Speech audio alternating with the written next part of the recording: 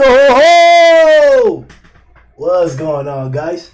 This is Grim Reaper bringing the fucking fire one more time, my niggas. Yo, Murata is he deserves whatever he gonna get and a little bit more plus that shit because he did it the fuck again, bro. 106 was godly and 107 came right behind that shit.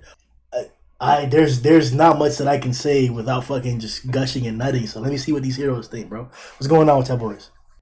I'm good, man. I feel like we had to throw some holes Murata's way because consistently he's been giving us like great chapters. So I think he deserves it. To be honest, I can't send him money, but I can give him like some good connects. Well, he needs something because he just keeps drawing them, and I think he's starting to have a problem. He's like, I need them. All I can do is draw them. Well, I don't have any women that look like Fubuki, but we'll try to work out something. That's not even where the fan service started, man. Bro, if you did like on some like no disrespectful shit, bro, like I would legit hit on your girl like every time I could. On like I'm sorry, like when we're boys and shit, you know, I'll do whatever for you. But like if you were dating Fubuki, I would do my best to sabotage that shit, 100%. Damn, man. That's the bitch of my dream, bro. Like that's like, oh my god, that's the type of shit where like your DNA starts to like alert you that you have to get her pregnant. Like it's your imperative as a human being to reproduce with that other one. That's the type of shit that happens when get Fubuki pregnant. Yeah, that's what happens. Yeah, it's true. This guy said his DNA would alert him that he has to get her pregnant. But it works like that. Like, you know, you see a tiger, right? You're walking in the woods, you see a tiger. You're all of a sudden your body responds to either fight or flight. You know, you start to sweat and shit like that. Your hairs jump up. You know, your muscles start to like tighten up and shit like that. It's your body prepping you. Penis gets hard. Exactly. Yes. Yes. In this case, all the blood would rush to my dick and shit. Full body mode. Full body armored hockey, and I'm in there, bro. Oh my goodness. You have the 3 Fs: fight, flight, or fuck. Well, that's a good segue right there. The chapter was pretty good though. Oh yeah, the chapter. Yeah, that too. There's a chapter? I'm sorry, Grimm, are you saying when you see a tiger you get a bone? Oh. Hold on, man. He's saying that either he's going to run, he's going to fight the tiger, or get a boner. I don't know which one though. I'm not too sure yet. On the real, He's outrunning a tiger. You guys, A tiger. you remember that whenever Child Emperor went to go save Waganma in the little cell, there was a tiger monster outside guarding that shit. Huh? You know. Oh no. Oh no. No, that was the leopard. That was the leopard monster. Come on, bro. Is there really that big of a difference, bro? Bruh, you've been watching some dirty ass like Wizard of Oz hentai, like lions and tigers. Oh my. Oh shit. Yeah, no, the chapter's great. I loved it. I adored it. It was fantastic. That's all I gotta say. It's great. Alright, what's like he's What? That is not my name. I don't know what the hell you said. Kishin. The chapter was good, maybe not 106 good, because I just wanted more, I guess, you know, because it just left us on such a cliffhanger there, you know, and plus the little strip tease at the beginning, you know. I wanted to see more of that, but you know. Oh boy. You know we got like 30. We're gonna have a 30-minute segment just on that. It's coming next. It's coming next. What's up, Zodi? I'm surprised it hadn't started. Yeah! Headphones are coming off. Thank you very much. Bro, the meters is what's chapter. Yeah, boy! Yeah, this is a pretty good chapter. Like I said last week, fucking gloves are off. Only gonna get progressively crazier from this point on, and it was proven here. Although I didn't know what was going to happen at the end of the chapter was going to happen, but I'm on the fence about it. But we'll talk about that later. Other than that, good ass chapter. Yeah! Hey, we're gonna need like a noise warning Yeah. There's gonna be people listening to full blast. They're just going, "What's up, Zhoniin?" Like, Good. I hope I blast their system. Oh man, you need to put like a warning that says "Watch out, Zhoniin's account." That don't sound like Giant Code anymore. All right, so let's hop into it, man. Like we said, there was a lot to discuss for this chapter. He brought a lot, so let's start off with the Fuck it, bro. I don't even want to get formal with this, bro. Like, she's so fucking bad, bro. Oh. Do you see this? It's like, we get fan service, and of course, every now and then in the chapters. But this is just like Murata's just like, hey guys, here you go. I mean, we kind of used to get that in the earlier chapters. Like, around the time Fubuki shows up, he does that a lot. Like, we'll just get one single panel of, like, Fubuki at the beach or something like that, and she's in a bikini. Or she's, that one infamous panel where she's, like, looking at herself in the mirror and putting on her makeup. But this is just like, hey, guys, look. Here's a nice muscular ass. She's going to take her shirt off. That looks sexy, too. And then, yeah, here's another panel. And then, beautiful and healthy, on your marks, let's get set. Oh, Whatever the fuck that means. I don't say it all right. I thought the good thing is that, like, she's never worn a shirt in the series up to this point of her introduction. So she just grabbed the shirt to put it on just to take it back off. Oh, I'm so glad she did, bro. Oh my god.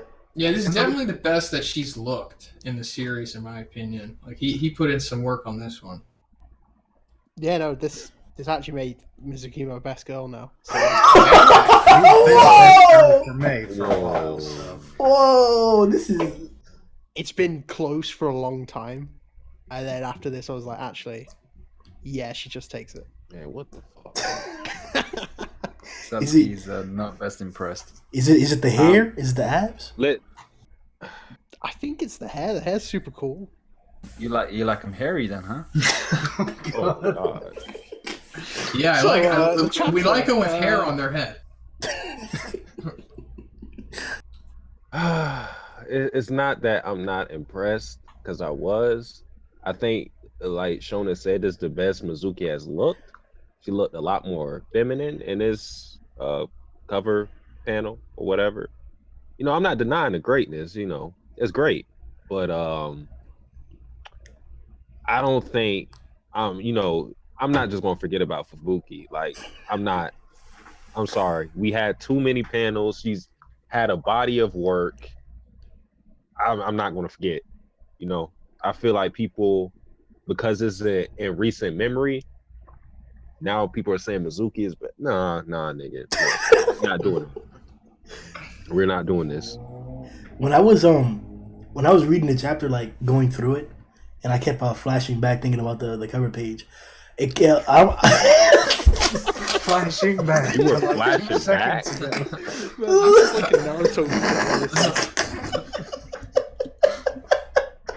It's like, gotta flash back to like 5 minutes. Yeah. Flashback mid-fight. No. It was a long chapter. It was like 15 pages. He kept flashing back. Maybe that's why Murata did it too, because he felt the chapter might have been a little too short, even though it's not. I mean, I think it's longer than like a Jump installment, but maybe he just put that out there just as like, here you guys go, in case the chapter wasn't long enough. What I was thinking It'd be is so awkward. It'd be so awkward if like anybody got in a fight with Grimm, because the dude would just be like flashing back. His blood rushing downstairs. Yo, stop! Dude, why you got a boner? Why you got a boner? We wailing on each other, and you out here slinging. It's like, come on, man. Bruh, you can't give out all my secrets in a fight, bruh. Oh shit! No, what I was about to say is that we're gonna talk about it in a second, but Tatsumaki also looked exquisite. So I wasn't sure, like, is Murata trying to make sure that we remember all these bad bitches? Because you pointed out earlier, Zhoniin, that like we have seen a cover, like we've seen them on the cover page before. It's kind of a routine thing, but it doesn't happen that often. So I was reading Jigan, another manga. Or no, not Jigan. What the fuck is it?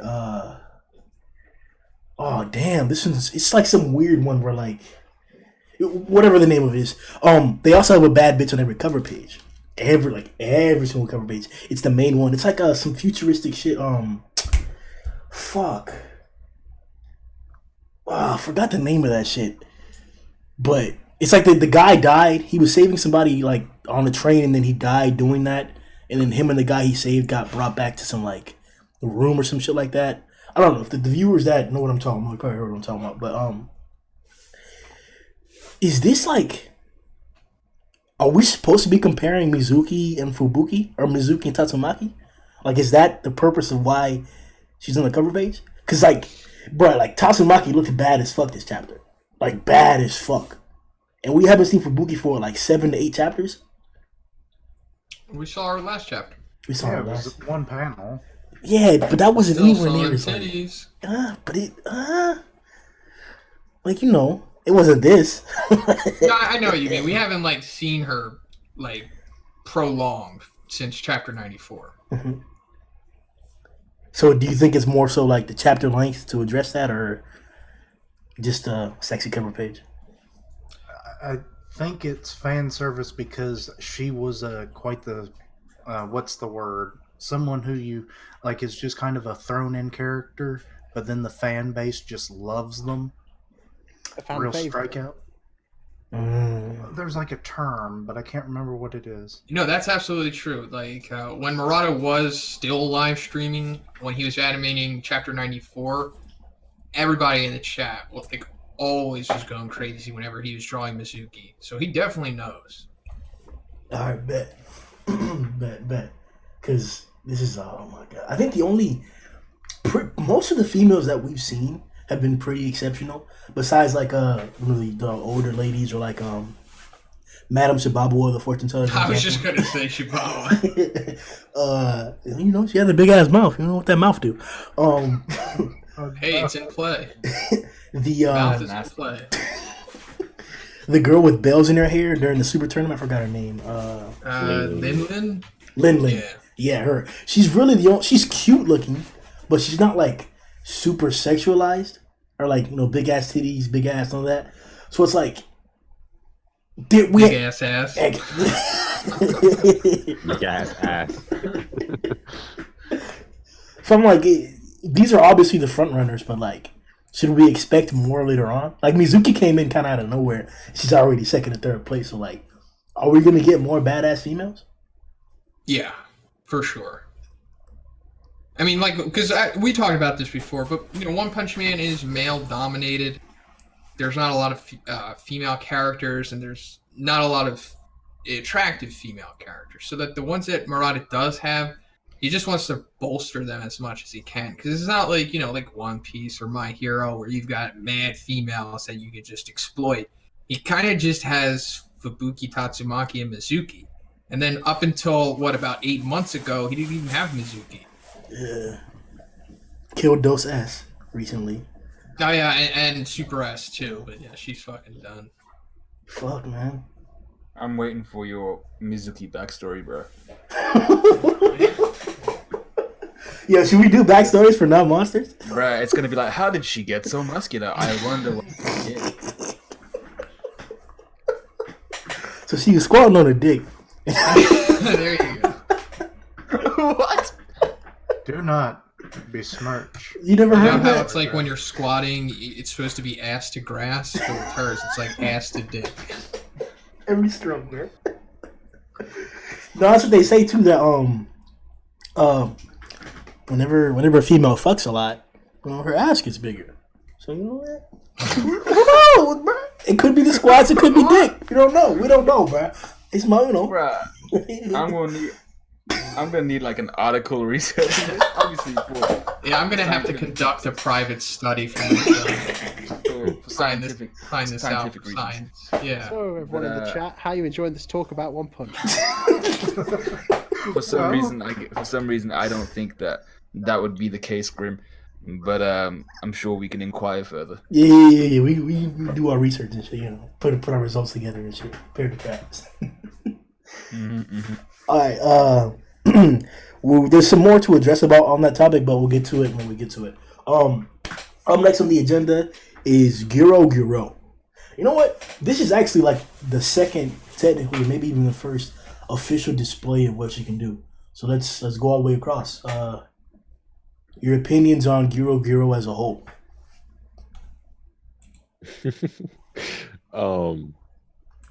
That is a whole. Like, look. She's not trash at all, but it was just funny how it concluded because I did not expect to see what we got. I mean, Tatsumaki washed that ass, and it was like almost no effort because literally when you had Gyoro Gyoro do the 300 times gravity shit, Tatsumaki was literally, it was like, bruh, it was like a massage. It was like, all right, a little more to the right. Like, and then she had the whole plain face that we see Saitama with. It was easy work for Tatsumaki. And then when Gyoro Gyoro called for help, I was like, oh fuck. I was like, damn, this looks really bad. But it's really hard to properly scale these dragons when they go up against people like Saitama and Tatsumaki, especially because those are monsters. They are on a completely different spectrum. So when they go up against anybody and they watch them, we can't properly say how strong their opponent is. So I think Gyoro Gyoro is strong. Not the strongest, obviously, because she called for Orochi's help, but I still think like she's up there. But damn. See, Definitely. what I don't get though is, I mean, like Gyoro Gyoro at this part of the chapter when Fubuki calls him out and says, "You're nothing but a bag of flesh that doesn't feel pain, cut your dramatics and all that shit," and she then says that Tatsumaki figured her out. I have no idea what that is. Is this additional? Is this iteration of Gyoro Gyoro not the actual Gyoro Gyoro? Yeah. I'm just going to put this out there. I'm going to put this out there ahead of a time. You guys feel free to talk in depth, however much you want to talk about this topic. I can't talk about it. Like normally I can address and talk about stuff, but I can't find a way to talk about this because I just know too much. Okay. I just thought it was like a situation where maybe since fucking Gyoro Gyoro is an Esper, this form that we see is just like some type of remote control type of shit to where she's controlling that body, but it's not her actual body because we already seen the human form and whatnot. So we got to see that soon, like whether it's like inside of this ugly ass monster or if she's like somewhere else completely. Whatever. I think it's more remotely, because otherwise, why would you call it a puppet? You would call it like a flesh suit, or a fat suit or something. You wouldn't call it like a meat puppet. This is always an iffy part for any manga because translation issues can always be a thing, but that's almost never the case for One Punch Man. So I think it's pretty safe to say that we can confirm that this is either a puppet or a meat costume, most likely a puppet, like Kishin pointed out. And my reaction actually got really, really hyped when I read that because that almost, knowing Murata, that almost confirmed we're getting titties. We're getting like full sexy Gyoro Gyoro. Yeah, like that's most likely gonna happen like that. Yeah, I believe that this is a puppet. Good. Yeah, I pretty much expected this to be like not like when we seen the flashback. I was like, okay, this is how she really looks or whatever. So I'm like, I know it's kind of trash and it's kind of stupid, but it is Murata. And when he draws characters like this, especially females with a fan service like this, I'm like, there's no way we're going to kill Gyoro Gyoro without seeing it in this form. There's no way. Yeah. Like, unless we see that ass and the titties, we're not done. It's not over. That's what surprised me so much about this fight. But, well, I'll get into it in a second. What's going on, Matt? I'm just hoping the titties are not eyeballs. No, I just love how you and Satsuki turn into like Sherlock Holmes the moment when it comes to ass titties. It's just the moment like deductive reasoning meatbag because you can't use this kind of form. No, I think you guys have obviously, I think you guys nailed it. Like, there's got to be something more. Like Satsuki said, you couldn't just tease that kind of form without us actually seeing it. And basically what you guys have said already, like Gyoro Gyoro, like at the end of the day, Gyoro Gyoro is a dragon, and that's still brilliant. And I'm impressed with like the abilities we've seen. But her whole kind of thing so far has just been to build up the strong monsters with Garo and Tatsumaki more than anything to show that they are the real deal. But yeah, I think definitely a remote puppet. I wouldn't be surprised if Gyoro Gyoro's near because we've got to see this form soon. Maybe this is what Fubuki's going to end up doing. Like Fubuki will end up fighting maybe real Gyoro Gyoro. Yeah, probably. And then Tatsumaki's going to have to swoop in to save her because she mentioned Fubuki in this chapter where she was like, like Tatsumaki's like on a completely different level compared to Fubuki. So I don't know if they know each other, but they probably do, but I don't know how. Yo, this is very, very perceptive of you. Yeah, this is actually all you, bro. Like I remember a few streams ago, you mentioned a prediction that Fubuki that she's here. The reason that she is because she's going to be involved with Tatsumaki emotionally. Something like that's going to be the situation. Satsuki told us that, and this is like to have Gyoro Gyoro once again readdress it in this chapter, and now supposedly she has the ability to be in a different location. That opens that up completely, 100%. Just to clarify, I'm not confirming anything. I just think it's very perceptive of Satsuki to point out this. Gyoro Gyoro does, in fact, name drop Fubuki in this chapter. Oh, yeah. As soon as I see Fubuki, like, my eyes draw to it. Okay, we saw Fubuki last chapter. What if she's already encountered Gyoro Gyoro? Oh, look, she was with Bang and Bomb, wasn't she? Yeah. Oh, yeah. I was going to ask that. Is she with somebody? Because, like, if she's by herself, like, oh, fuck. She's with the geezer gang. Some random demon would, like, kill her. Just randomly. I mean, like, this opens up a lot of doors narratively, because King is already not with them. As far as I remember, he arrived, or he entered the cave with the other guys. So to see him not there signifies something. So it's not like Fubuki can't get separated from the group. We've seen traps like what the ninjas did with Flashy Flash. They dropped the floor on him and then they fought in a different cavern. So there could be situations to enable anything to occur. I'm just like, oh crap! I just want to, like, before I forget, if Fubuki is with Bang and Bomb, then we may have like the ninjas fight them, and then like maybe they try to wash Fubuki or whatever. Because I said, this whole thing where I said before that the Hellfire Flame and Gale Wind will probably fight an Esper, since they mentioned that before, talking about robots and Espers and how they could kill them. It would probably try to go after Fubuki. Obviously, Fubuki can't handle them.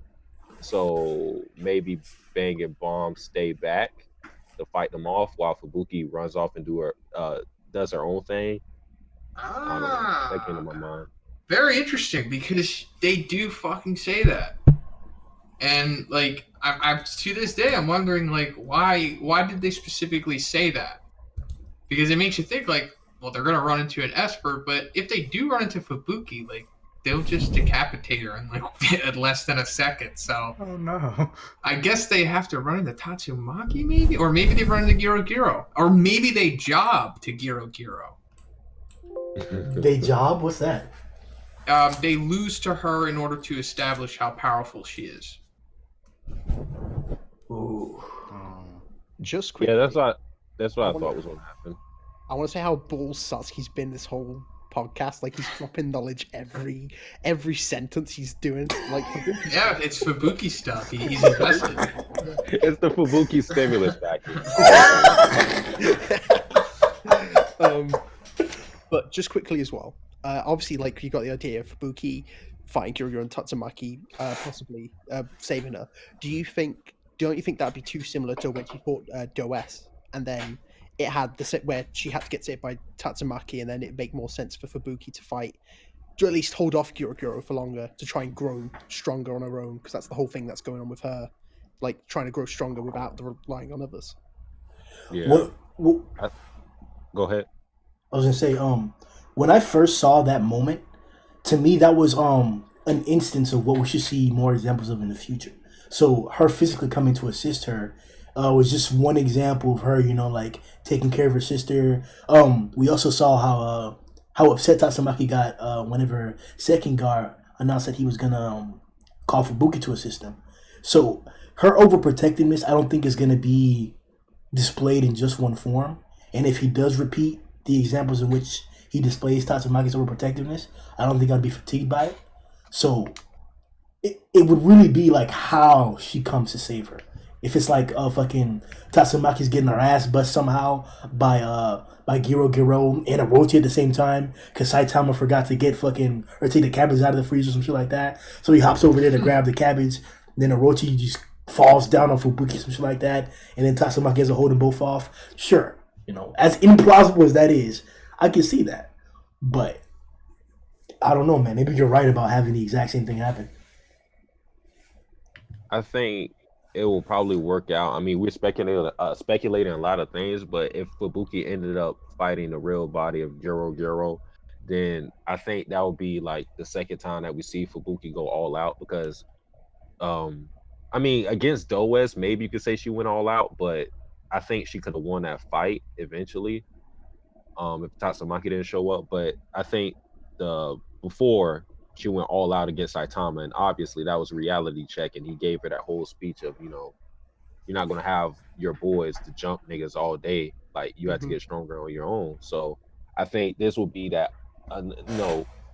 that coming into fruition where Fubuki goes all out against Gyoro Gyoro, and then she's going to be stronger because I mean, fucking Gyoro Gyoro is still a dragon. She got watched in this chapter. She's still a dragon either way. So Fubuki is not fucking with her at all. I do think that it may go back and forth a little bit, but I mean, obviously, this is all hypothetical stuff if they end up fighting each other. Yeah, if they were to fight, it would be like, at this point, it would be like when Garo fought Bang. Like, Garo, dragon level martial artist, around there, but Bang is just on a whole different level. Yeah, I see it as kind of like Melzagard versus Yain. Like, kind of being able to fight a bit, but just being completely overpowered at the end. This is going to sound blasphemous as fuck. And I know I'll be attacked for it, but I got to say it. You already mentioned this in the beginning of the stream, but this bitch got bodied. Like, fucking bodied, bro. So I don't know. Yeah, and like, to be honest, like 100% to be honest, and I already talked about this before. Whenever Tatsumaki fought Evil Eye, he got his ass bust too, but like, he technically wasn't dead right away. So he had to do a second action to kill him. So I'm like, am I supposed to be comparing Evil Eye and Gyoro Gyoro to a certain extent? Like, how much stronger is Gyoro Gyoro than Evil Eye? Because as you pointed out, this battle technique or this fighting this narrative strategy of like ending the fights quickly because of the strength difference, it doesn't help us gauge the character. So I'm like, yeah, she's impressive as fuck. I'm not seriously saying that Evil Eye is as strong as Gyoro Gyoro, but how much stronger is Gyoro Gyoro really compared to Evil Eye?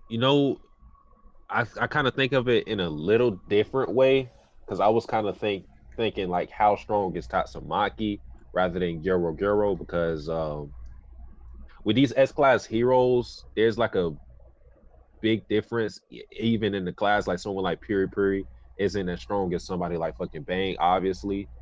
But with Tatsumaki, we haven't seen her fight that many like crazy strong opponents. I mean, we've seen the Evil Eye fight. We've seen her fight. Who else was like another strong opponent? Really, it's been 100 Eyes Octopus where she turned him into the giant takoyaki, and much her blasting all the cannons back. We haven't really seen her have a proper fight since. Yeah, the Boro ship. So, I mean, even with Tatsumaki, it was like I guess this was the chapter to power scale her because up until this point, she hasn't fought in a well-established dragon level threat, and Gyoro Gyoro was that, and it's hard on both sides because Gyoro Gyoro wasn't really that well established. All we knew is that she pretty much has problems keeping Garo down, but she still was like the brains of this whole monster operation, you know. But she's below Orochi, so it's like I don't know. But I think I was thinking of it more of how strong is Tatsumaki since she watched Gyoro Gyoro. I'm really hyped for Gyoro Gyoro's true form, because if Gyoro Gyoro's kind of multiple eye fatty form indeed just a puppet, then that would mean that the actual Gyoro Gyoro was using her kind of psychic capabilities from, I assume, far away, and making it look like the puppet was using those abilities. So I assume proximity would be an issue. And judging by how far she may or may not have been, she might actually be like really powerful. So I'm getting the vibe that we're going to get some sort of backstory on, like maybe some sort of League of Espers or some shit like that. Or maybe there is a closer relation between Gyoro Gyoro, the actual Gyoro Gyoro, and Tatsumaki and Fubuki. Like maybe she's a relative, a mother, or something like that. Because we haven't seen either of their parents. I assume they share parents, being sisters. But yeah, I think Gyoro Gyoro. I'm really hyped to see Gyoro Gyoro's actually true form and true power. Fubuki got the good genes. I'm liking how silent Zhoniin is right now. Just more things that he can't tell us. Yeah. So from what we've seen in this chapter and up against Goro and then up against those fodder monsters, is Gyoro Gyoro a high dragon, a true dragon, a low dragon? Well, who can she beat? Who can't she beat? I mean, I think she could beat a lot of folks. It's just I don't think we're going to get that opportunity. If things work out how we said they are, I don't think we will get like a proper fight to establish how strong she is, unless she fights someone like Elwyn and Hellfire Flame, which I'm losing faith in that whole theory because of what happened in this chapter. But we just gotta kind of speculate. I mean, we can speculate a little bit because of the 300 times gravity shit. That's like one thing that we can actually quantify, and we can, you know, that's a power we can like match up to other people and say, can they survive this? But I think it's like Vegeta could survive it.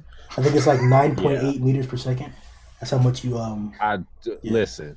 Science ain't me. Math is a little more so me, but no, miss me with that science shit. All right, let's drop Dr. Stone. So do you think that Tatsumaki is physically strong enough to actually survive 300 times gravity? Or was she simply nullifying the effects of the 300 times gravity because she's a greater Esper? It's I don't think there's any physical strength going on here. It's more the Esper stuff. So it could be like a mixture of her nullifying it and also her own Esper muscles, I guess, being able to resist it. But either way, like, I mean, her power, of course, comes from her Esper abilities, but she's up there, and I talked about this in my review, and it's fucking crazy. She's up there with, like, Namek Saga Dragon Ball dudes. Well, then let me ask you this then. Because in the panel that I see where she's trolling Gyoro Gyoro, there's rocks that are coming up. And in the panel where it's 300 times gravity, it's just like downward force. So I'm not sure exactly what's going on there. My question is, are we saying that Tatsumaki can't take a direct hit from a huge-ass monster? Like, I'm not talking about defending herself. I'm talking about where she receives a hit. Can she survive that? I mean, without her psychic barrier up? Yeah. It remains to be seen right now. We haven't seen her take any physical hits yet. I mean, it's hard to say if she can actually, like, on a very base level, even turn off her powers.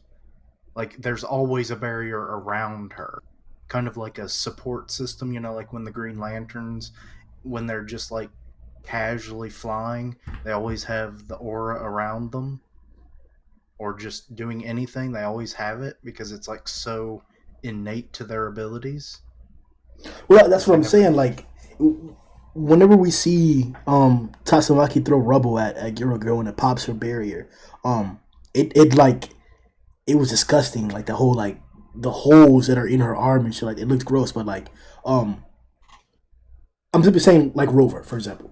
If Rover was to attack Gyoro Gyoro, and we know that Gyoro Gyoro knows his strength, would he not break through the barrier too and kill her? So I'm thinking like, if we're really gonna say Tatsumaki physically may be somewhat normal, can't she get hit and then die? She should. Yeah.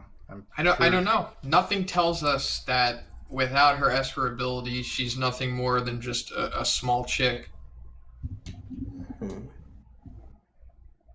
Because that's what when I saw the gravity feat, I thought it was implying that it was both. Like it has to do with her physical capability and like she can use her powers. But like, and even more so, to be honest, I didn't even think about her using her powers when this happened.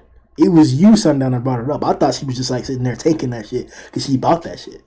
But no, that makes a lot more sense.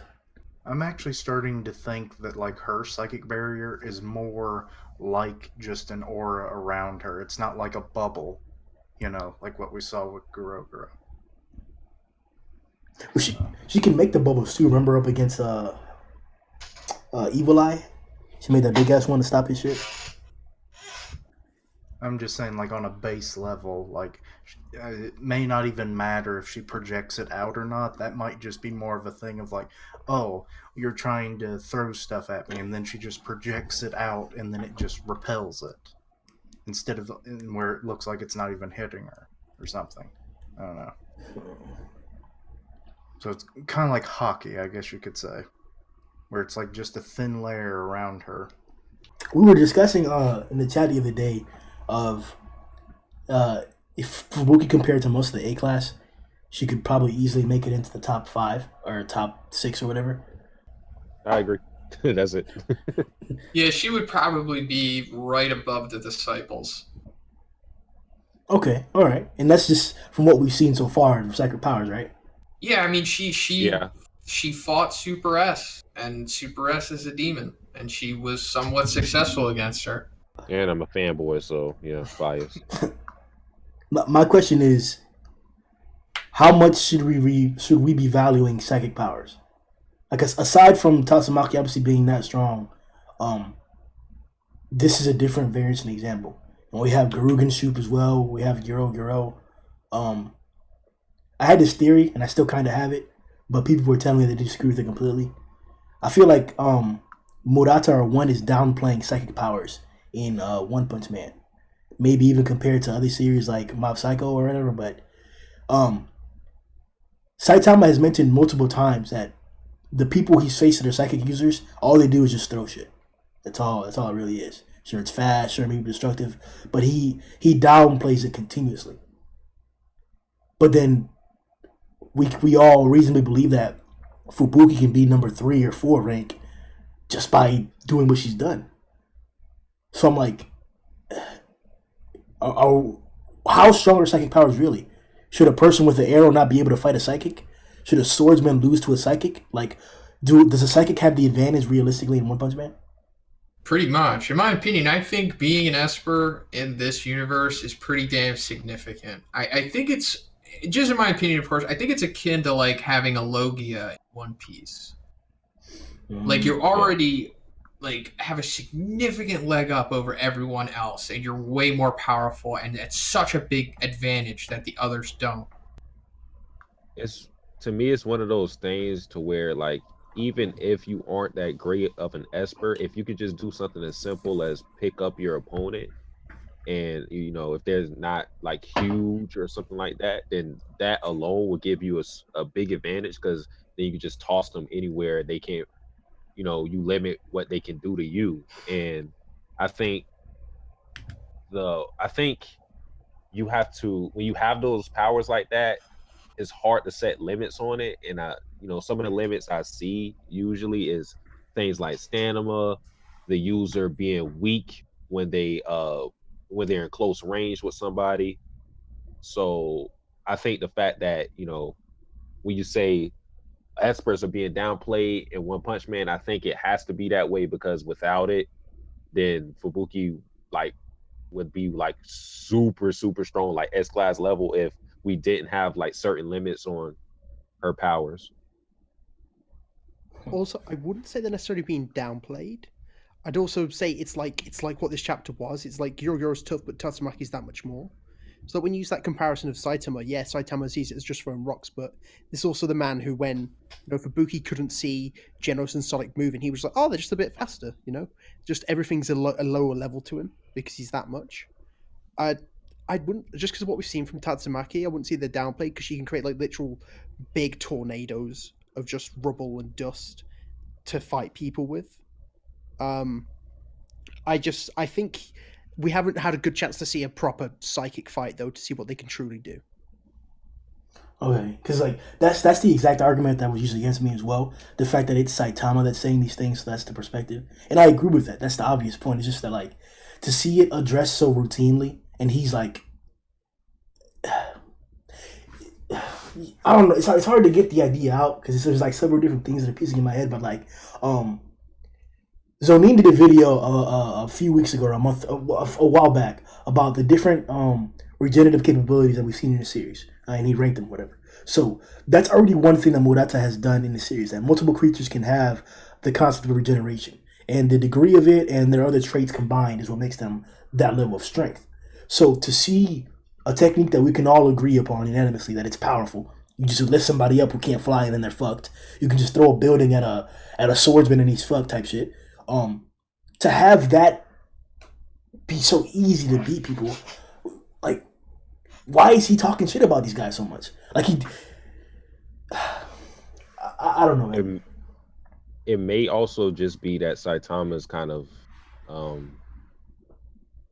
he's kind of used to fighting Espers a little bit because remember how he's like interested in martial arts and he just wanted to see it so bad. Maybe it's just a thing where he wants to see something new. He's like, I'm not impressed with this shit anymore. Like, I've seen this a million times. Like, y'all, the Espers ain't fucking with me. I want to see this. I think he may have like built up a tolerance as well. Yeah. I'm glad that you brought up the martial arts stuff because he kind of shits on everything. Because when he was fighting against Suiryu, he was like, oh, I get it. Martial arts is just punching with style. Yeah. As he said, yeah, they can look cool. Yeah, that makes sense. Like, Saitama has just become so grossly overpowered that, like, everything is a joke to him. Regardless of how world-ending it might be. Exactly. I was just going to say, like, we're going to talk a little bit more about this, but when he went up against, when we had the Orochi and Saitama face off at the end of the chapter, it's just like when he was mentioning, like, oh shit, all the dog, cat, two streakers, like this is just literally a nuisance to him. This is a nuisance. Niggas' lives are on the line while this is literal just crowd noise for Saitama. Nah, his biggest concern is why are these guys under my house? Damn it, I thought I sprayed for bugs. Why are you here? Yo, this man is hilarious, bro. Yeah, I like the manga stream translation of this scene better because in that iteration he's like, I don't even know what you're supposed to be. Like, why are you living under my house? Oh shit, bro. It was, oh my god. In the manga dex translation, it says an inexplicable thing has finally appeared. Why is something like this? Yeah, that's the original one that I read. Yeah. Same. I don't know, man. I guess I'll just have to get more content from Espers to really flesh out my opinion on it. Because right now, aside from Tatsumaki, she really is taking the side of Saitama, where I'm thinking it's more just an exception that because she's just that strong, and psychic powers are really not. They're not everything, but like you guys said, we got to get more information because it's really just Saitama. I don't think you're going to get much information in One Punch, to be honest, because that's kind of what Mob Psycho was all about, was psychic abilities.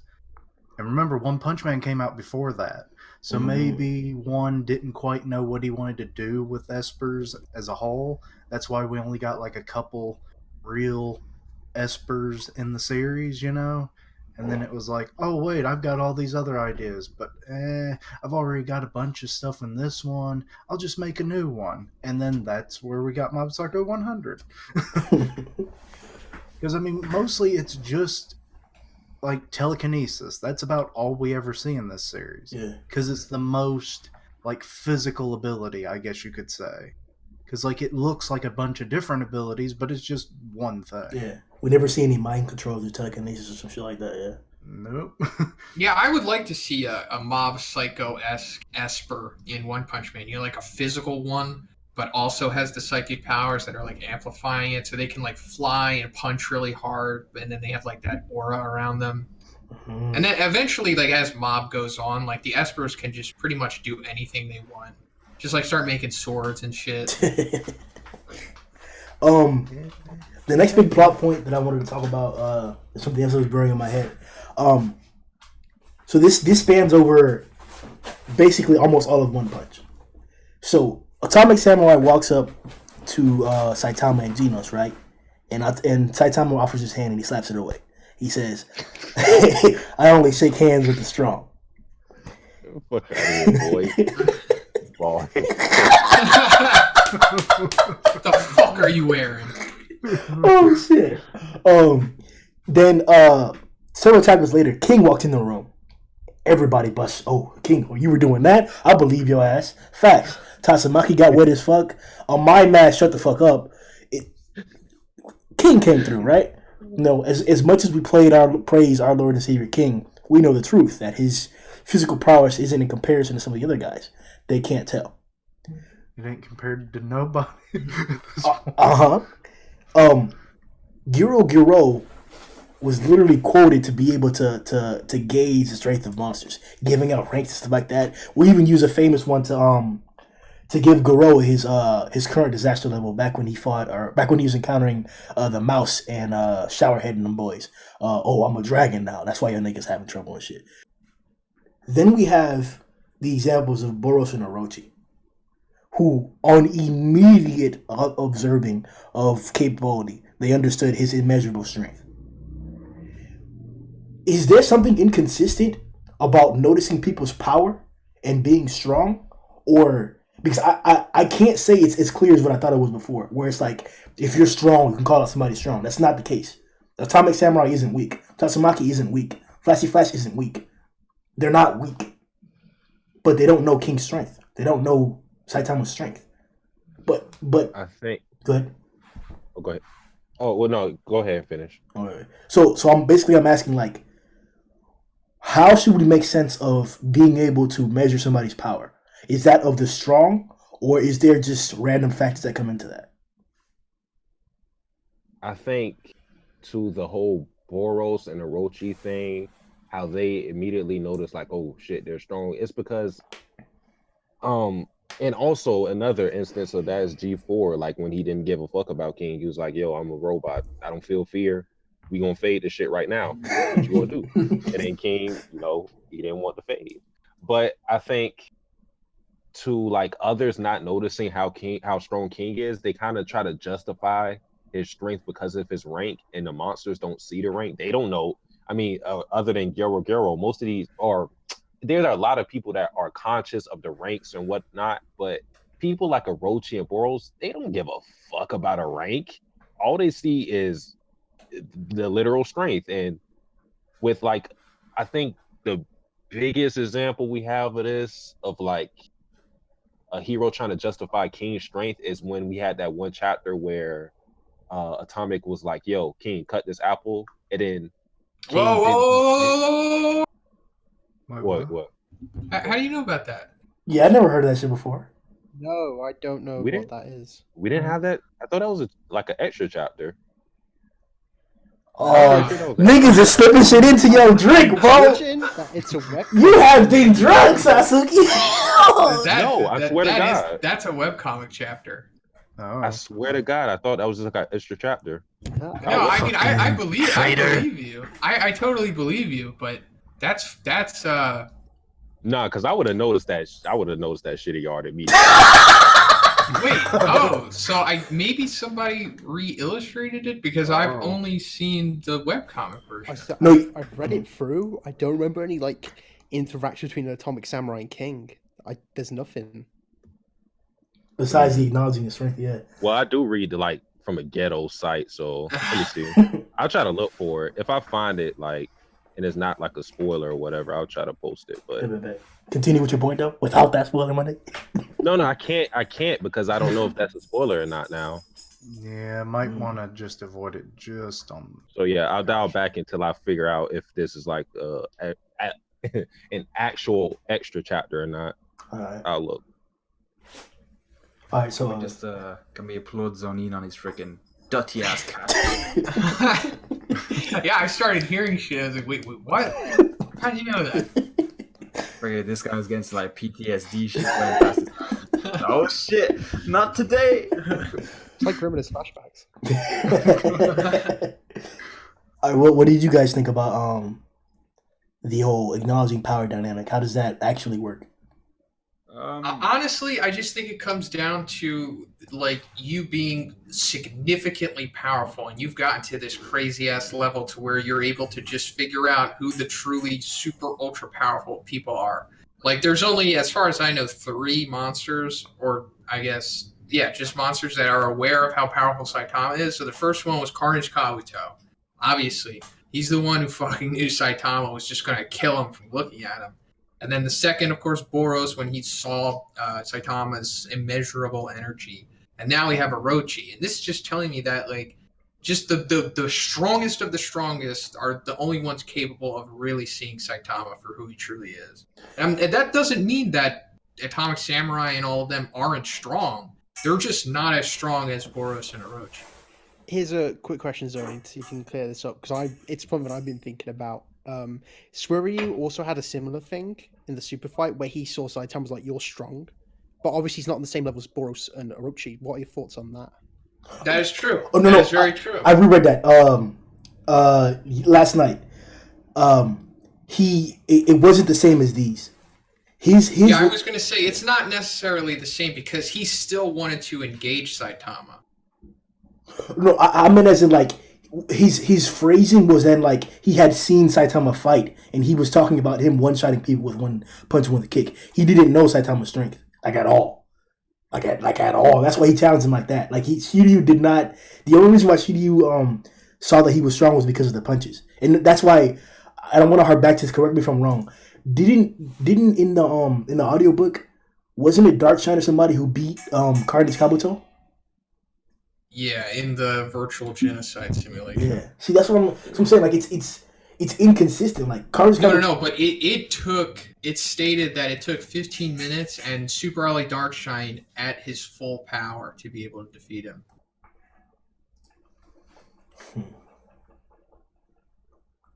Yeah, I don't know anymore, man. But also, Carnage Kabuto was supplemented with like insane knowledge from Dr. Genius. I mean, there's no clear-cut answer as to why some characters can see it and some don't, but just other than these guys all having in common outrageous power is all we can really go off of. Some of it could be like just pure battle instincts because, you know, they're like the highest of the high. They've had so many fights at this point. You know, like they've seen styles, they've matched wits and physical might, possibly with, well, not with the physical might, but with the wits, with so many people that they hoped would be their equal or surpass them to be a challenge. And it's like some of it could also just be like body language because, you know, Saitama's just walking around this deep in the hideout, you know, and it's like there's not a scratch on him. He looks bored. And I'm sure Orochi could smell anything that he's touched. You know, it's like, oh, I can smell the dog on you. It's like, and you survived. So I don't know, man. That's I still don't have an answer that's satisfying because like you guys put it correctly. Like I understand that, and it may be as Zhoniin said as well, where it's like there's no real consistency, but it's just like. It just doesn't correlate. Like, it doesn't. Like, why can Tatsumaki be this fucking strong, but she thinks King is God?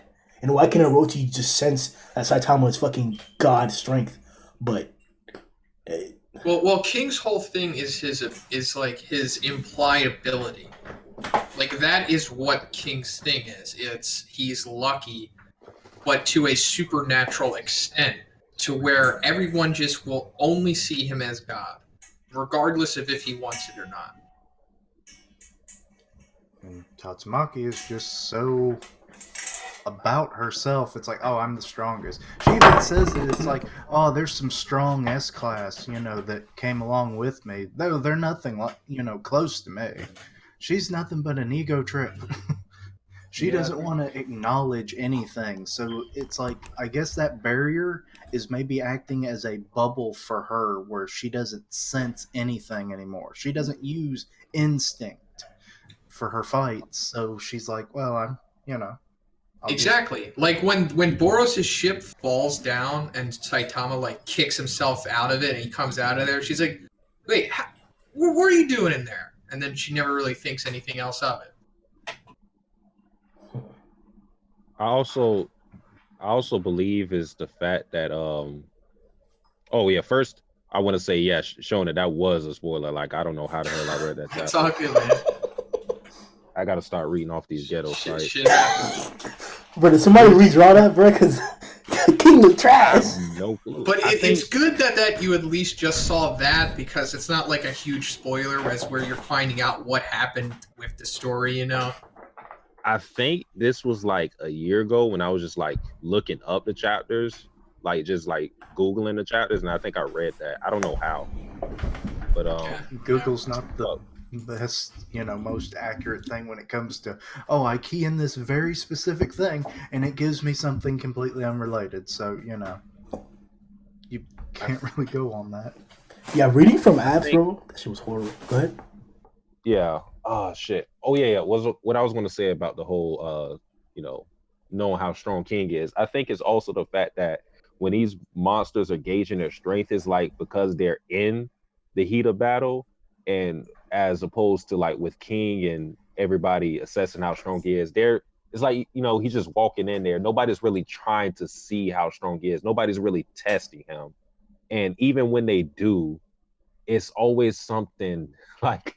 It's always some excuse like, oh, like he has blood on this, like, or not. It wasn't even fucking blood. It's like, what was it? Yeah. It was like food or something. It was like, oh, it was the hot pot stuff. Oh yeah. They thought it was blood and guts or whatever. Yeah, they were like that must be the I blood gotta go to the laundry. Oh no, wait! It was either the hot pot stuff or like the garbage that he was taking out for Saitama. No, it was the hot pot stuff because he got called to the Hero Association like immediately after leaving. Yeah, and that's where like, he was fighting monsters all night, huh? Yeah. It's always like they're going to come up with an excuse because their ranks are like nailed in their mind, and he has the whole nickname of being like the strongest. So people are going to try to skew, like with the monsters, all they know is the ranks, and that's it. They're like, all right, I can really see how strong you are because they're actually trying to kill you, as opposed to these regular heroes who are, they're just talking. Yeah, but like, I'm gonna say like with the heroes, especially like Tatsumaki and stuff, it's their arrogance more than anything that blinds them to another person's power. So they have to physically see, or there have to be multiple stories and rumors about the feats that you've accomplished, like Saitama One Punch freaking or Elder Centipede. They need to have heard shit like that multiple times for them to actually believe that someone could be powerful. Whereas then you have Orochi, who couldn't give two less shits who the person was or the feats supposedly surrounding them. And I think he's just from a kind of, I think his reasoning for Saitama being so strong is, it's not like Orochi can just travel around the Monster Association without making a sound. Saitama approached that place probably knowing full well Orochi was there. And Orochi sees this guy just looking down on him. He's like, he's got to be at least semi-powerful to approach someone that looks like me. And, hearing stories of a Monster King being there, he probably put one and one together, You know what? That's a good point. That could be just the fact that Orochi saw him, like, not looking afraid, not running away. Because shit, man, if you stroll up on Orochi, you're not just going to look at him like Saitama is. So, yeah, that's a really good point, Sundown. One thing, bro. I think we should move on, bro, because I feel like we're going to get into an argument over this, but I don't think that's at all, bro. Like, no, and that's fine. Like, that's why this is so up for interpretation. It could be taken so many different ways. I'm going to read the dialogue that he says, because it does allude a little bit to the fact that he may have not, like, be completely sensing it, but, like, so he says, I don't know how you got in, but you don't appear to be useless trash that can be ignored. So it's right here in this instance where he's realizing, like, this guy's that strong. So that's what I'm saying. It has to be some type of sense thing. And if Gyoro literally has a sense to be able to gauge your power, and apparently it was quote unquote accurate, how could she misgauge the power of Tatsumaki? That's what I'm wondering myself. I thought that was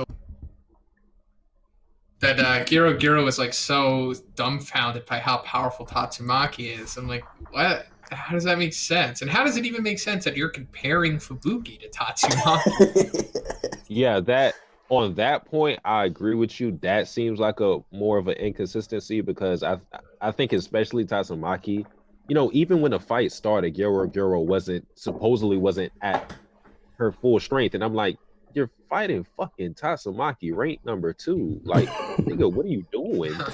Actually, I have a perfect example of how this might actually work. Okay, I don't know how many of you ever read or watched Soul Eater, but okay, in like the early parts of the series, you have Shinigami-sama and Maka, who had just learned how to like see souls and stuff, and it was like, I wonder where, you know, Shinigami-sama's soul is. It was so big it couldn't be seen. So maybe that's why Gyoro Gyoro couldn't see it, because it's like her power is so immeasurable that it's like if you aren't looking at a bigger picture, so to speak, you're not going to see it. And maybe that's what Orochi's able to do.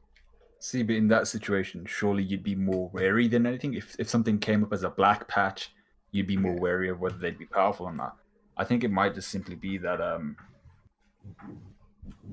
I'll come back to that. I forgot what I was Oh no, wait. So, Kishin, another thing that you can understand is God Ki in Dragon Ball. In Dragon Ball Super, like when they can't sense somebody, they just assume that he's so weak that they can't sense him. But little did they know that his power is so crazy that you just can't fathom it. Oh, maybe what I was sorry, Satsuki, but maybe what I was thinking was maybe Gyoro Gyoro's going off of a previous assessment of Tatsumaki, maybe having known her before.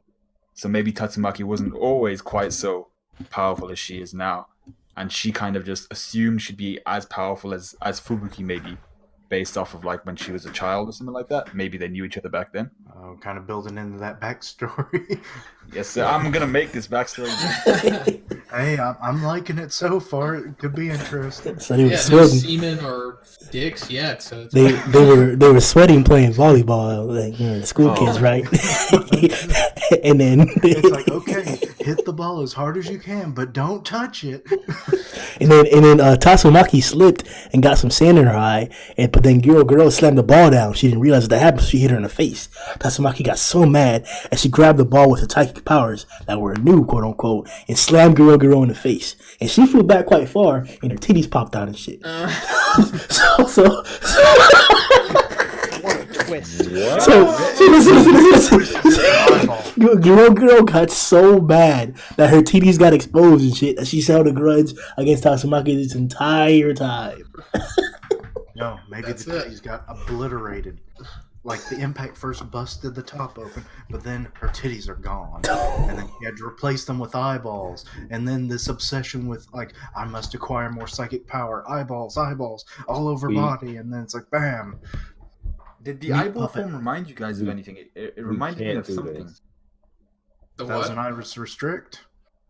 Yu-Gi-Oh! Thousand Some Eyes sort of- Restrict, relinquished, but the eyes. Pride Well, without and explanation, Fullmetal Alchemist. It's implied that Gyoro Gyoro did the same operation to herself that she did to Jigan.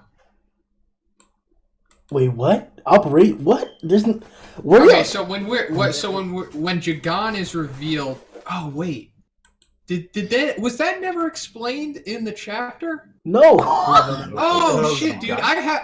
Talked This about isn't a this in your spoiler. review, didn't you?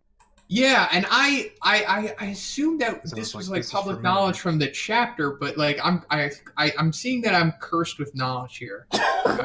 That's probably No. where I got the idea from. It's like, So- just grab him. When Murata was live streaming drawing chapter 94, I gotta make a fucking video about this now. Yeah. He was talking because like I'm talking about all this stuff, like everybody knows what I'm talking about. When he was illustrating, he was explaining what was going on with Jigan and why Jigan had so many eyes.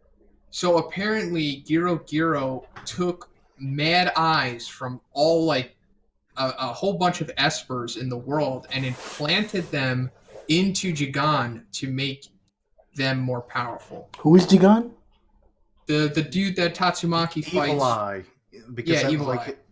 Oh, Jigan Remember is the one in the Oh. club? the Grim Reaper looking dude. Oh, that's his actual name? Shit. Yeah, I think that's the Japanese name for the Yeah, eye. it's saying it just Evil Eye in Okay. Japanese. Yeah. Okay, bet. Okay. Yeah, actually, did they mention that in the chapter? I think they might have done. I hope they do because that explains a lot. No, because Because I remember did something you get a like that. backstory? Hold on, let me look. Go ahead. No, that's it. I guarantee that's what's going on here because this is probably Murata's own lore that he's making appear. Maybe not so much one, because Jigan is his own original character. Like, one gave him creative freedom with that character. So, like, anything that's going on with it is just strictly Murata. So I'm assuming that this transformation with Gyoro Gyoro is also, like, a new Murata thing that he is doing without one input. Yes. You're 100% correct. In chapter 94, page 20, on Magadex translation, it says, "These are the eyes of the monsters slaughtered by heroes like you." Okay, good. I'm glad that's in there. Lord Gyoro Gyoro embedded them in my once weak psychic body. Their remnant thoughts gathered together successfully amplified my powers. Yeah. I honestly don't even remember that. I just remember Tatsumaki putting his ass in the blender. That's it. That's dirty, bro. I didn't even see that. So then this confirms that they're... Oh, but it says these are the eyes of the monsters. Okay. So, okay. I Probably bet. just psychic monsters. You know, anybody can be a psychic, I guess. True. Damn. So Gyoro Gyoro be doing the danzo in this now. Wait, what? That's also something Oh, like from Yu Yu Hakusho with Hiei getting the Jigan eye implanted into his forehead and shit. Yeah. Oh. That was the simple version. Damn, Brian. Huh. I feel like this has also been done in something else, but maybe I'm thinking of the Naruto example. So then are we supposed to imply that because the ocular organs that Phoenix Man was able to gain, they helped with his with his sight Wait, and awareness? I'm sorry. Before we go any further, did you just say ocular organs? Hey, it was a new year. He got that, 1 word a day calendar thing, and that just happened to be the days for it. Hey, I'm on board with it. I just never heard anybody refer to an eye as that. Hey, Grimm, that's that Tagashi shit. Like, when you just want like a simple version of the shit, so he gives us like a run around and shit. One word is all we needed. He gave us half a sentence. His eyeballs, bro. All right. No, please. No, you gotta say ocular organs from now on. Please continue. Oh, shit. Ugh. I don't even want to say it now. You gotta say Now, that. from You gotta like, say from now it. on, now You gotta from now on, delete that. You gotta delete that word in your phone and just replace it with ocular organs. Yeah, no more simple words. Like when you slide in the girls' DMs, like you gotta be like, you want the sexual organ?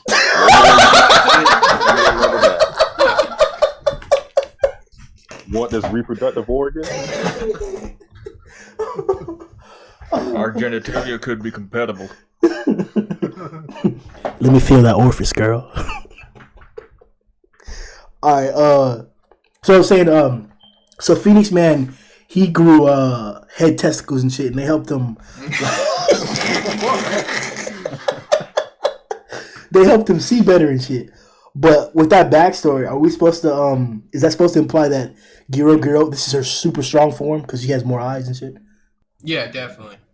They call it the, true form, even though we now know there's another form. Damn. That's Cause what I don't know, but reading that shit makes me like think of much shit now. Cause he was saying that they're like the thoughts of those monsters are still there and shit. So like, if these are monsters or whatever, and they're increasing her psychic ability, does she have them turned off so they can't like affect her and shit when she's not in that mode, or like, I don't know. We might not even get that deep into this shit. Cause apparently this is a puppet. Yeah. Quality meme, Matt. It could function like an antenna of sorts, you just keep adding more onto it, and then you've got this large array, and then it just made her easier to like manipulate it from further distances and channel. Oh, yeah. Paint. Nagato and Paint. Yeah, the black spices. Yeah. Yeah, bro. Kishin on here. All right, bro. Shit. You people give me the ideas, and then, or they just start popping in my head, and then it's like, And then you just Steve Jobs them. I'm sorry, damn it. I look good in the sweater. You know who else looks good? Fucking Tatsumaki. All chapter long, bro. We already kind of hinted at this in the beginning. New candidate for Best Bay? No. Whoa! Never been in my life. Right Repeat the now. question? Cool. I would next not point. allow this. Listen. It was Zhoniin himself who said it. Bro, she's not a lolly, bro. That's not the same thing. She's not a lolly. You telling me you wouldn't do that thing to Tatsumaki? Whoa. Oh, But of no. course. But you just said best bae. That's what you just said, and we're not doing that.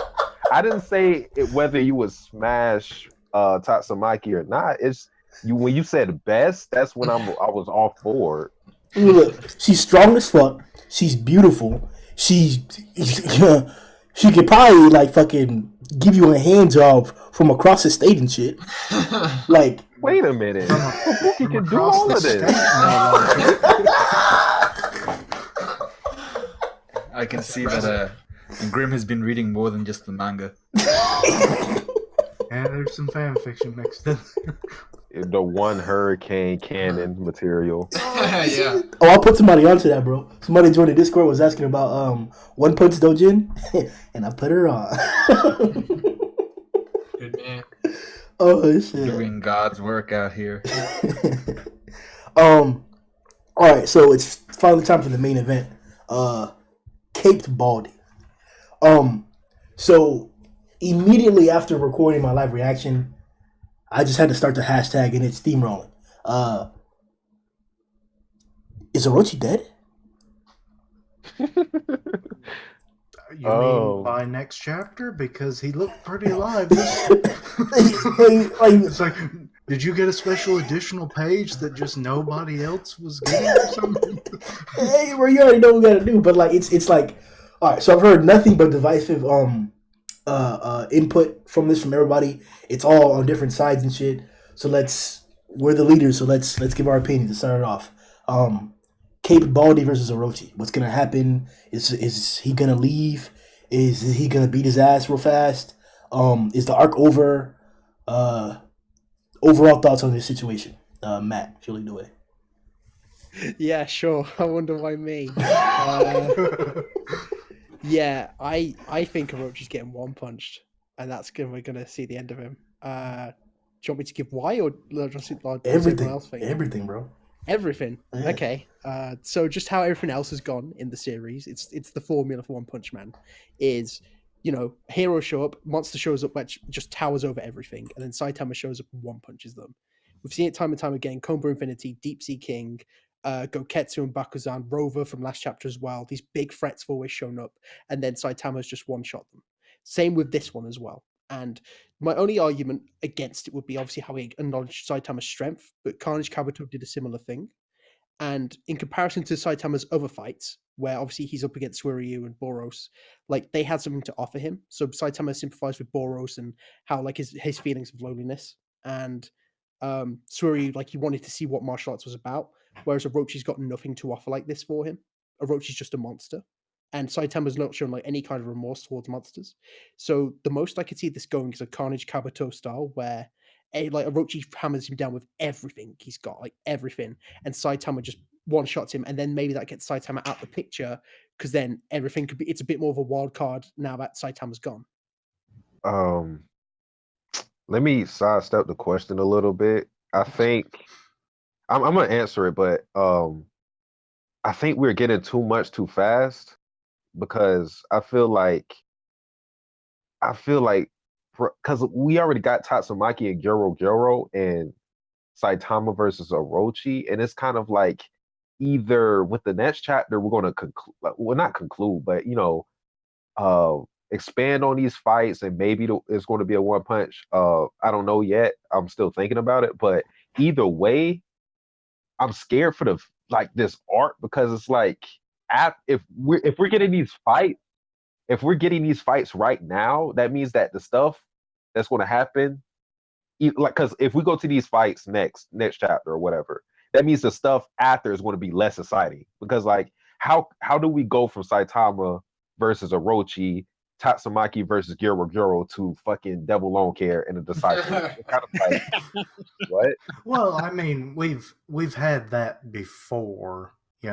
Where sometimes you get these lopsided, like, oh, this was so awesome, this was a fight of the century, and then it's like, oh, Pig God ate the lizard. What the fuck?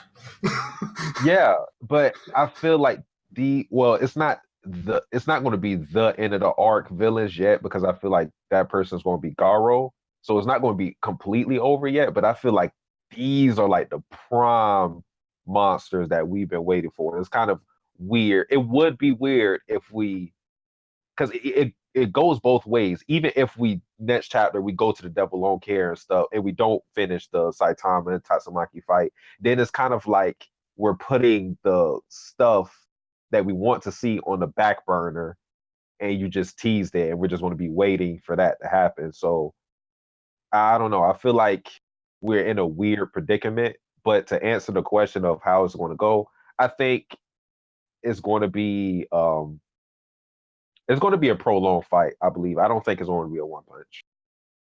I put myself out there, but I don't think it's going to be a one punch. First, I agree with what Matt was saying in terms of that formula, other than one small part, which was usually when a monster comes and Saitama deals with him, that monster has already beat down a few heroes, something which I don't think Orochi has really done yet.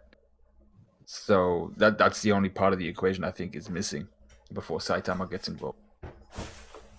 What I personally think, Saitama versus Orochi, we've gotten that this chapter, and I think we're gonna now move to everyone else, and they're gonna finish up their fights and stuff like that, and then we're gonna come back to Saitama, who's getting absolutely like wrecked by Orochi, but obviously not anything that actually damages him. And what I'm hoping is that Garo comes in and he asks Saitama to let him deal with this. And Saitama, being Saitama, probably bored by now, he's just like, alright, you deal with it. And then I'm hoping we get a Garo versus Orochi part 2. Originally, when I did my reaction, I figured, oh shit, next chapter, Orochi's dead. But given some of the things that you guys have been saying, I could see this kind of going the way of the Boros fight. Where it's like, be it that maybe he dodges it or whatever, but, I want it to be more prolonged, because he's like one of the big three of the, main antagonists of this arc. So it's like, him to be one punched is kind of an insult to the whole thing. You don't hype someone up and then see him appear in fucking unexplained fire just for him to be punched in the face and he's dead. The fire is explained. Wait. So when he was fighting Garo in Chapter 92, I mean, of course you remember he shot all those fire beams and shit at Garo. So he was wearing like this cape-like clothing, cloth draped thing. And that caught on fire from his fire beams, pretty much. And it's just never been extinguished. He's just been on fire since Chapter 92 perpetually. That like some Amaterasu shit? Yeah, I was exactly. about to say it. Except it's not black flames, Yeah, apparently. gotta It's cut my just regular fucking ass arm off now. Bro. Is that? They did my boy so dirty. Come on now. They did my man dirty. Bro, that's really the cape, bro. You can't That even is, like. that is see, really the cape. You can't even see his body in it. So, like, do we even? Are we supposed to assume he still has a humanoid body under there? He can become humanoid, or he can be like how we see him in this chapter. I mean, we know he still has the legs that are quote unquote dragon or whatever claws or whatever. And as you already pointed out, we saw him like morph his dragon heads into like actual like arms to get into that stance. So like, I'm assuming that he still has legs like he had before underneath the fire cape, quote unquote. My God, this is like. Before we get even deeper into this shit, aesthetically, bro, when like, bro, this is too much for me to say this, bro. Like, when you're reading, like, especially go to site, when you're reading this shit, you go from top to bottom. When I saw like the bald head, bro, yo,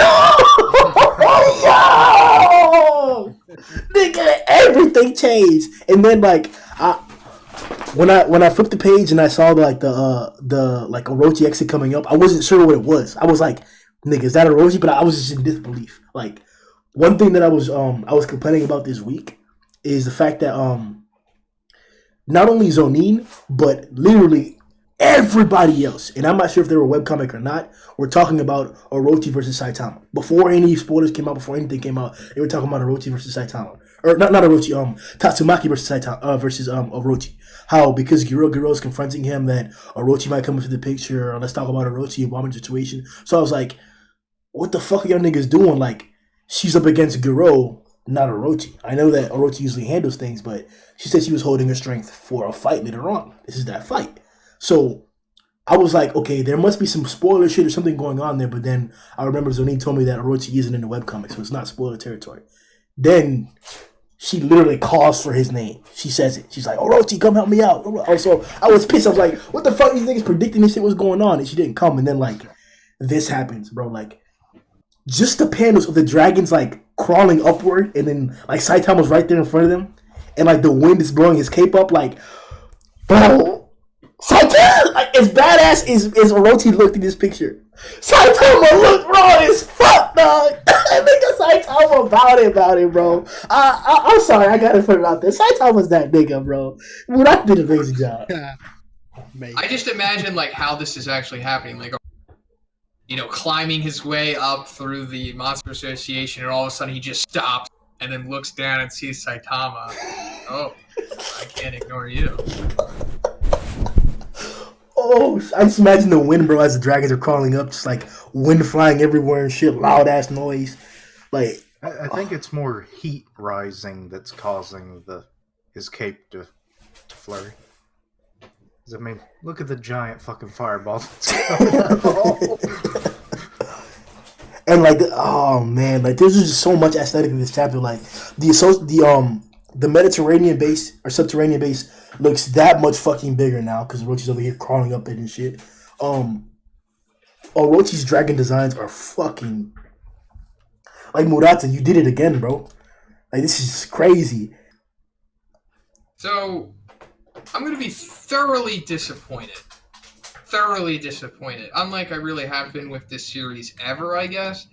If Saitama does defeat Orochi, I think it's like an absolute waste. And I really hope it doesn't happen. And I get, you know, it's what Saitama does. Like, dude, if anybody knows fucking One Punch Man, it's me. I get it. But I really don't think that this should happen. I think it's cool that they're encountering each other. That's cool. But if he just kills him, like, wow, how incredibly anticlimactic that would be. So what I'm thinking is going to happen is that the fight with Tatsumaki and Gyoro Gyoro, I don't know, something's going to happen. Like, it's going to erupt, and then that's going to trigger them to be separated. Saitama and Orochi, they're going to be separated, or something is going to happen, and this just seems like it was going to happen, and then it doesn't, and then, I don't know, Saitama goes on to do something else, and then Orochi goes on to help Gyoro Gyoro. Now, option B is what I would like, is that Saitama punches Orochi, but then Orochi takes it, and then they don't continue to fight. And then we just have the knowledge that Orochi is so powerful that he can take a punch from Saitama. I think that would be cool. But that's all I want. I don't want Saitama to kill Orochi. I would be so disappointed. These guys already pointed out, like, how having an end to Orochi would not be favorable. How it is a dangerous situation that the arc might end soon, aside from Gyoro. And as Matt put it, like, this nigga might be dead next chapter. Narratively, we know that Murata and One take different paths than anybody else that we really read from. I don't think we've really seen an example where, like, Saitama's fighting somebody and then he leaves and then comes back. He usually finishes the situation. It's just like, there's really not that many things that, like this nigga's a monster killer, like a straight monster killer. He doesn't play with monsters. I don't think we've seen a monster he just played with besides the fly that was fucking with him in, like, episode 3 or chapter 4 or whatever. Like, that fly was top tier, my nigga. but besides that, like, he kills what he kills.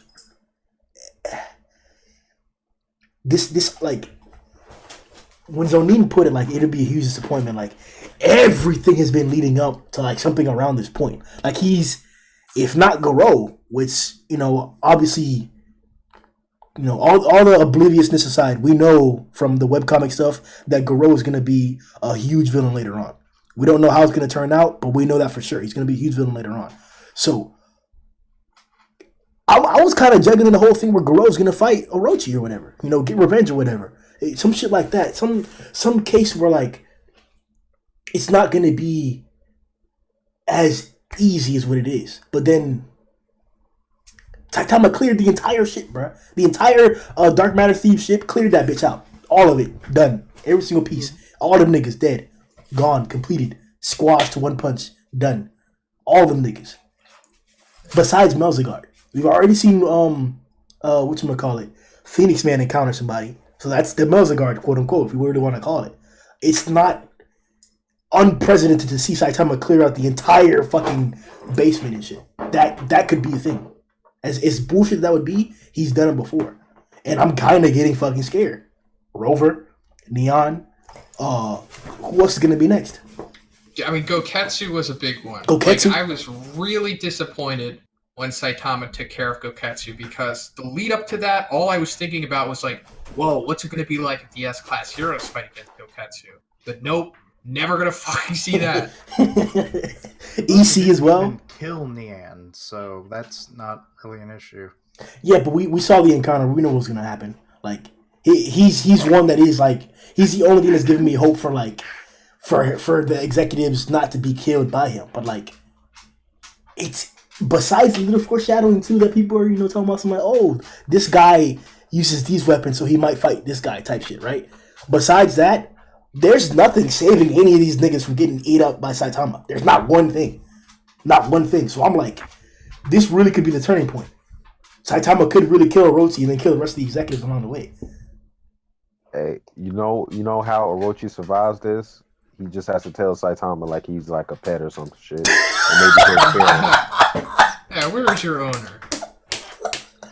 Oh shit, man! He don't fuck with insects. Who left this pet dragon I creature guess. around? He popped the mosquito. He popped the centipede. But Rover doesn't even really look like a dog. Rover just looks like a... I don't even fucking know. Big ass monster beast. Yeah. Oh Creature. shit, man. I mean, it's I mean, that's the last resort. Just be like, I'm this type of species. I don't know. That's it. I'm a rare snake, a rare dragon. holy shit. Fuck, man. Like this is. Oh, there's one more thing that I just got to touch on because I said I would in the Discord. I made a tweet earlier that I think Saitama is going to say that Orochi is stronger than Boros. I don't know why I think this. I just feel that I do because it seems like Saitama is giving Orochi respect more so than he does typical monsters. Like, I totally think he's aware that Orochi is clearly a cut above the rest. So I'm thinking, like, if he does punch him, depending on the reaction that Orochi gives the punch, I think Saitama might narrate that, like, Orochi might be the strongest monster he's ever encountered or something. Or the strongest thing. Yeah, I was about to say, does Saitama even remember Boros' name? He said Yeah, he was. I'm sure he does. He said he was the strongest guy he fought, maybe since ever or something like that. Yeah, so No, I okay. assume that he would remember it. I'm just saying, with Saitama's personality, he doesn't even fucking remember Garo. Yeah, no, that is true. That is true. Well, maybe not Boros' name, but I'm sure he remembers, like, Boros. Like, he would just say, like, Yeah. that Oh, alien aliens. dude. Yeah, the alien guy. Yeah. Cyclopic man. Like, oh wait, I fought a bunch of cyclopic characters, and it's like, fuck, what was his name again? I was gonna say, he couldn't even remember Boros' title. He called him the denominator of the universe.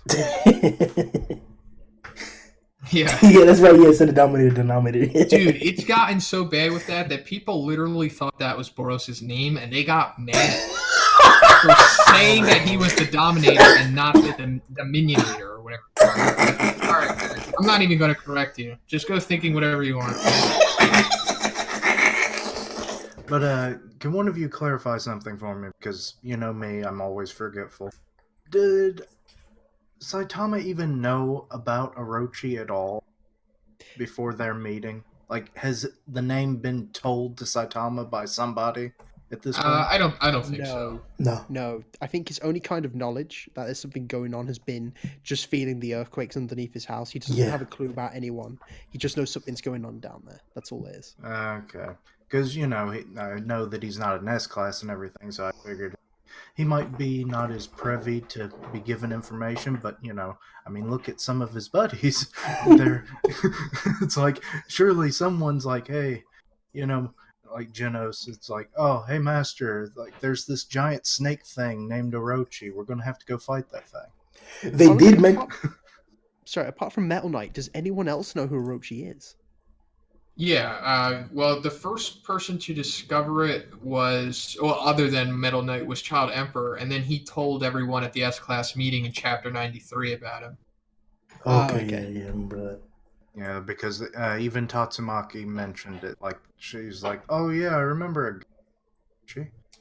They did mention, I think towards the beginning of the invasion arc, that Z City had become dangerous to not only civilians, but to monsters as well. And I think that was a reference to Saitama, that the monsters know of Saitama, or they know of the legend of the effects of Saitama. So I guess that was like foreshadowing to like maybe understanding each other's presences.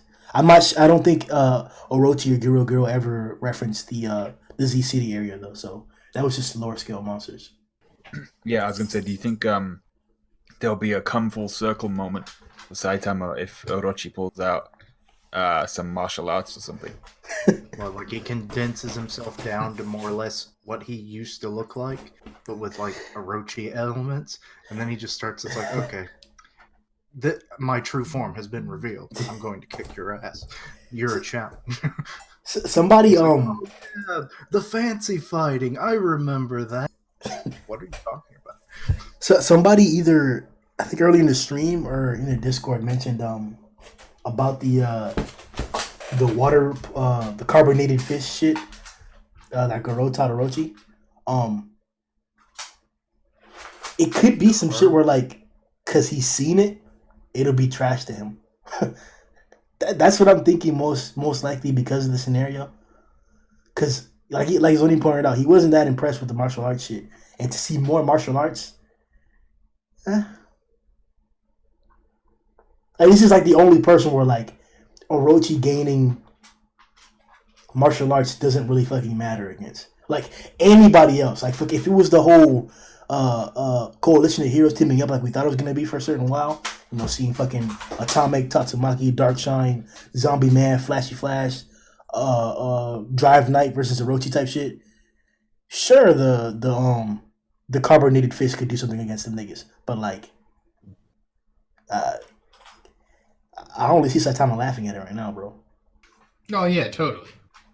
Given this battle arena that they're possibly going to have, like the whole, I was just kind of spur of the moment, like that I said, like he might condense himself down to about what he kind of looked like before, but that might actually be more believable. Because while it would be a fun arena, you know, Saitama having to jump from platform to platform trying to hit him, and then like each dragon head like blocks the attack and takes it, and then that's how Orochi like survives more than one punch at a time. I just had an idea if they don't even show the fight, and like I know a lot of you guys are against it, but what if it was like, you know, you like we go back to Gyoro Gyoro Tatsumaki fight, and you just hear like do, do, do, do, do, and then Gyoro goes like, oh, here's Orochi now, and the next thing you see is Orochi's head just land next to Gyoro. I'll be mad too, bro. It's like I heard you call me. I'd be fine with that. It's like, damn it, this is not what I wanted. I'm surprised you limited it to 12 this time. Yo, them titties, bro, and that ass. I was about to add another 3 questions, bro. Just about that. Yeah, I noticed. All right, guys. So for this week's poll questions, we asked, who would you rather spend the rest of your life with? Tatsumaki, Mizuki, or Tatsumaki or Mizuki? Mizuki. You get healthy and live longer. You know, the thing is, I did like a top 5. I didn't do an actual video on it, but just I think you watched it, so it doesn't matter. Mm-hmm. Like I was ranking the women in terms of looks, and I had Tatsumaki over Mizuki, but if we're talking about spending the rest of your life with, I don't want to spend the rest of my life with Tatsumaki. That personality? Nah, I'm good. Yeah, I was gonna say that's the only thing, really, because she could like, if you was into that shit, bro, she could like play with your butthole while you at work and shit. And she she can massage your butthole and shit while you know. Yo, shit like that. she could caress your balls while you're taking this shit. Oh my god. Oh shit. Mizuki-chan. Mizuki? I'm sorry. Where do I go from Yeah, they all got quiet. It's one of the best things to the podcast is when you start giggling to yourself. You'll say something and you'll just go, and then you'll just start giggling, and we just let you get on with it. Do it now. And then it's infectious. Damn it. All right. Next question is Tatsumaki versus Orochi. Ooh. Until Tatsumaki takes an L, I'm going with Tatsumaki. Wow. Yeah, I think I'd go with Tatsumaki as well, to be. Well, I'm going Orochi. I don't think Zhoniin even wants to answer. I think Orochi wins. I think it would be the toughest fight of her life. Definitely. If she doesn't actually end up dying from it. I think it's like both of their toughest fight. I think they're very close in abilities, but Orochi, man, it's hard to think about him losing, even to somebody like Tatsumaki. Yeah. I mean, I don't doubt that she could kill him. I totally think she could, but I would pick Orochi to win. Next we asked who looks scarier, Orochi or Caped Baldy? I mean, if we're going off of like what we know, Kate Baldy, because you know, a flick from him is killing you. So I'm going Cape Baldy too. Like, he's got the bag under his eye. He's done. Like, I do not want to be against a Saitama who's just had he's done with the day. But Saitama just being like, "Don't mess with me." It's a lot worse. Hey, it's not. You made me miss a store sale for this shit. Thank you. So I think Orochi might live. In that regard, you know. But I'm going Orochi. I mean, good lord, if you ever had a fear of snakes, his ass is the scariest thing you've ever seen. It's like Medusa ain't got nothing on them. I mean, it's hard to even call them snakes, though. They're like dragon. They're the snakes. Well, but I understand what you're saying. It's just there's so much more. they're advanced snakes. It's like the ocular organ. All right. The next question. I just realized you said that. Yes, it came back. It's going to be a thing. He just said it. Oh shit! All right. The next question we asked is: Orochi acknowledged Saitama's strength. Does that mean that Orochi is really strong? We pretty much addressed it in the podcast. Yeah. Rover versus Orochi. It's actually. Yeah, it says Gyoro Gyoro. Oh my! Damn, Bro, I'm like, hold on, let me turn this shit off, bro. I'm getting you wrote notifications every the second. damn questions. How the fuck did you screw? All right, so Rover versus Gyoro Gyoro. It's kind of difficult to answer that, especially if you would have asked me this before this chapter, I would have said Rover for sure. But now it seems like Gyoro Gyoro might be able to hold her own against Rover.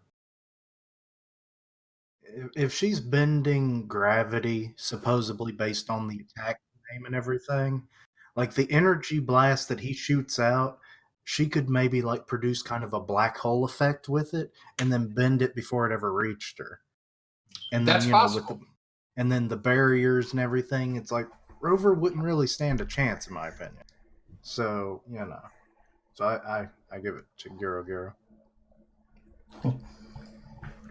I'm going with Gyoro Gyoro. I'm just saying, like, we saw Garo brute forced out of Gyoro Gyoro's base level strength. So I don't know why, Rover couldn't do that too. Exactly. Yeah, that's what I was about to say. Like, if Garo can do that, and obviously he threw his strongest punch at Rover and Rover shook it off, I don't see why Gyoro Gyoro... Like, Gyoro could put up a fight, but I think Rover's got it. Next question we asked: would you read a Mizuki hentai / doujin if Murata himself drew it? If Murata drew it, it's canon, so technically you'd have to read it. Slow down with the guilt. Read all the canon material. You ain't a real fan. Right, that's going to be some live reviews, some live reactions. That's going to be something. This was my answer. Damn fucking straight, I would. Of course, like if Murata drew it, like one of my gripes with Doshinjins is when it doesn't look similar to the art style. So if Murata did it, of course I'm reading it. I would have to. It's an obligation. That canon shit. Yeah. Zhoniin probably got a whole subscription to the shit, bro. You ready for that shit? Oh, the question: would you read Mizuki Hentai Doujin? Well, I don't know if you guys know. My subs do. I'm an advocate of no fap. I don't masturbate. I don't watch porn. I don't do any of that stuff. I still appreciate doujin art style for sure. And I would So read. you're pure boy. Yeah, I would read the Mizuki Hentai just to say that I read it, but that's about it. I didn't know that information about Zhoniin. We will now be adding Zhoniin to the Do S backstory. Oh god. He's half the reason why there was all that Kameru and Bukaki and shit like that's yeah. Like I must corrupt this boy, Yeah. and I will corrupt him. And it's like nope. It was 104 niggas plus Zhoniin. My doujin description is Tinder. That's what my shit. Oh shit! All right. Next question we asked is who will Gyoro or Bro, you gonna start asking these questions, man. I'm getting irritated, man. Stop, who will Gyoro's true form look better than? Fubuki, Mizuki, Tatsumaki, Asami, or Dos S? Where is Asami the net? One of the Yeah, Yoriki? yeah. She's Yeah. black Oh, one. Asami. The dark-haired one. Mhm. Ass Ami. Ass. What y'all She thinking, will bro? look better than everybody other than Fubuki. Stop asking that. God damn, bro. As much as you love Fubuki, bro, you've really been pushing for that Gyoro Gyoro train, bro. Like you have. I seen the side boob. That was enough. It wouldn't surprise me if that becomes a trigger to Tatsumaki. It's like, God damn it, you're this powerful and have tits like that? And then that's just what sends her into a berserker rage and just kills her. And it's like, there, my rage is quelled for now. The next one we asked is who looks better? Gyoro in full power form or Bug God in full power form? Bug God. Bug God. Yeah, Easy. Bug God all day. Damn. All we got was more eyes. That doesn't really do much of nothing. Yeah. All right. We got more ocular organs. Bug guy. Yes, ocular organs. So many of numerous. I mean numerous ocular organs. Next we asked how many executives will Saitama defeat? 0. He already got 2. Yeah. I mean, from this point in the story on, I would say You cut out there at the end. You say what? from this point in the story on, how many will he beat? I'm gonna say none. Yeah. It really would make the story less compelling moving forward. Yeah. If he just, it's like, well, fuck you, fuck you, Yeah. fuck you. It's like, I where's mean, the real he could strong like fucker? he could literally kill every single person down here right now if he like threw like consecutive serious punches. Like everyone would just be wiped out by that. But if they were in the same room, could he kill them all in one punch? That's the real question. Probably. One serious punch, you could probably nuke it. Right, like the clouds from one continent to the next were erased when he threw that punch up against Boros. Like it was like an entire sea got like crossed. So he probably do that shit. I don't see anyone surviving Boros's collapsing star roaring cannon, and clearly the serious punch is stronger than that. So yeah, no one's taking that shit. I think he's going to take down one more, and then that'll be it to show off the other heroes. Who do you think? I don't know. Yeah, I know it's kind of hard to guess because they're I- all just executives at this point. We don't really know anything about them. If I had to guess one, personally, I'd say Black Sperm. Because I keep going back to the idea of like the simple being drawn, like the stronger being drawn very simple, and with Black Sperm being drawn like that, I think there's something more to him. So I think if he's going to take on anyone, it'd be Black Sperm. Yeah, I'm Can't a wait big, for the Black Sperm chapter. I'm a big fan of Black Sperm. I know nothing about him, and not in a weird way, but I think he's going to be pretty cool. That's just getting the sound clip right. Well, Yeah. He loves Black Sperm. I'm a big Maybe- fan of maybe Black I- Sperm. maybe I should have considered what I was saying there, but you can have it. Oh shit. All right. Next question we asked is Orochi dying in the next 2 chapters? We pretty much addressed that already too. Gyoro Gyoro versus the Black Matter Thieves ship. But the ship or the people in the ship? The ship. Are you saying if you're Gyoro. Say again, Matt. I was just saying, are you asking if Gyoro could do what Tatsumaki did and like blast all the cannons back? Well, she herself didn't take down the ship, so that's what I'm asking. Like, can Gyoro Gyoro take it down? Yeah. Oh, I didn't even consider that as a, I mean, I get it. Like, yeah, Tatsumaki stopped the explosions pretty fast, but like to look at it straight, the ship is a high dragon. It removed an entire city in one attack. It didn't come down when Saitama jumped from the moon. It started listing to the sides a little bit. I think it actually fell eventually. Yeah. but it was the destruction of the core that made the ship fall. So that ship, as far as we know, is one of the strongest things we've seen in the entire series. And its metal materials are being used to renovate and rejuvenate Metal Knight's arsenal. So, aside from her stopping a few of the shells and fucking it up a little bit, can Gyoro Gyoro destroy the ship? It's more than a few shells. Man, you know what I'm saying. Well, that's She a good can point. do it. Well, That's a this good is more a question of intelligence / secondary strength. So Gyoro Gyoro, if he could clock the fact that he needs to destroy a core, then yeah, sure, why not? Because he's pretty much as strong as anybody else on the ship apart from Boros. No, I was just say that's a good point. I think that's true what Sundown did say, but because of unfamiliarity with the ship, like there's no kind of thing that would say, oh, unless someone literally told her, like, oh, that's how you take down the ship is by destroying the jewel. Like there's no kind of hint towards it. And like you said, it did take down a city pretty much like instant. It took down all of City A at once. So yeah, I think the Black Mafia ship. Fast. Zhoniin? Yeah, I agree with what everyone said. I think that's most logical.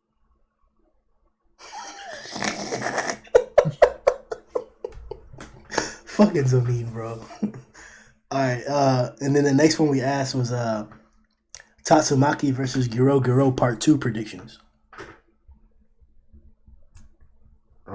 So Pretty this much. part 2, what does that mean? So we should be getting some more power, maybe, with a new form. So is the new Gyoro Gyoro or the next Gyoro Gyoro gonna be more formidable enough to beat Tatsumaki or not? Fuck no.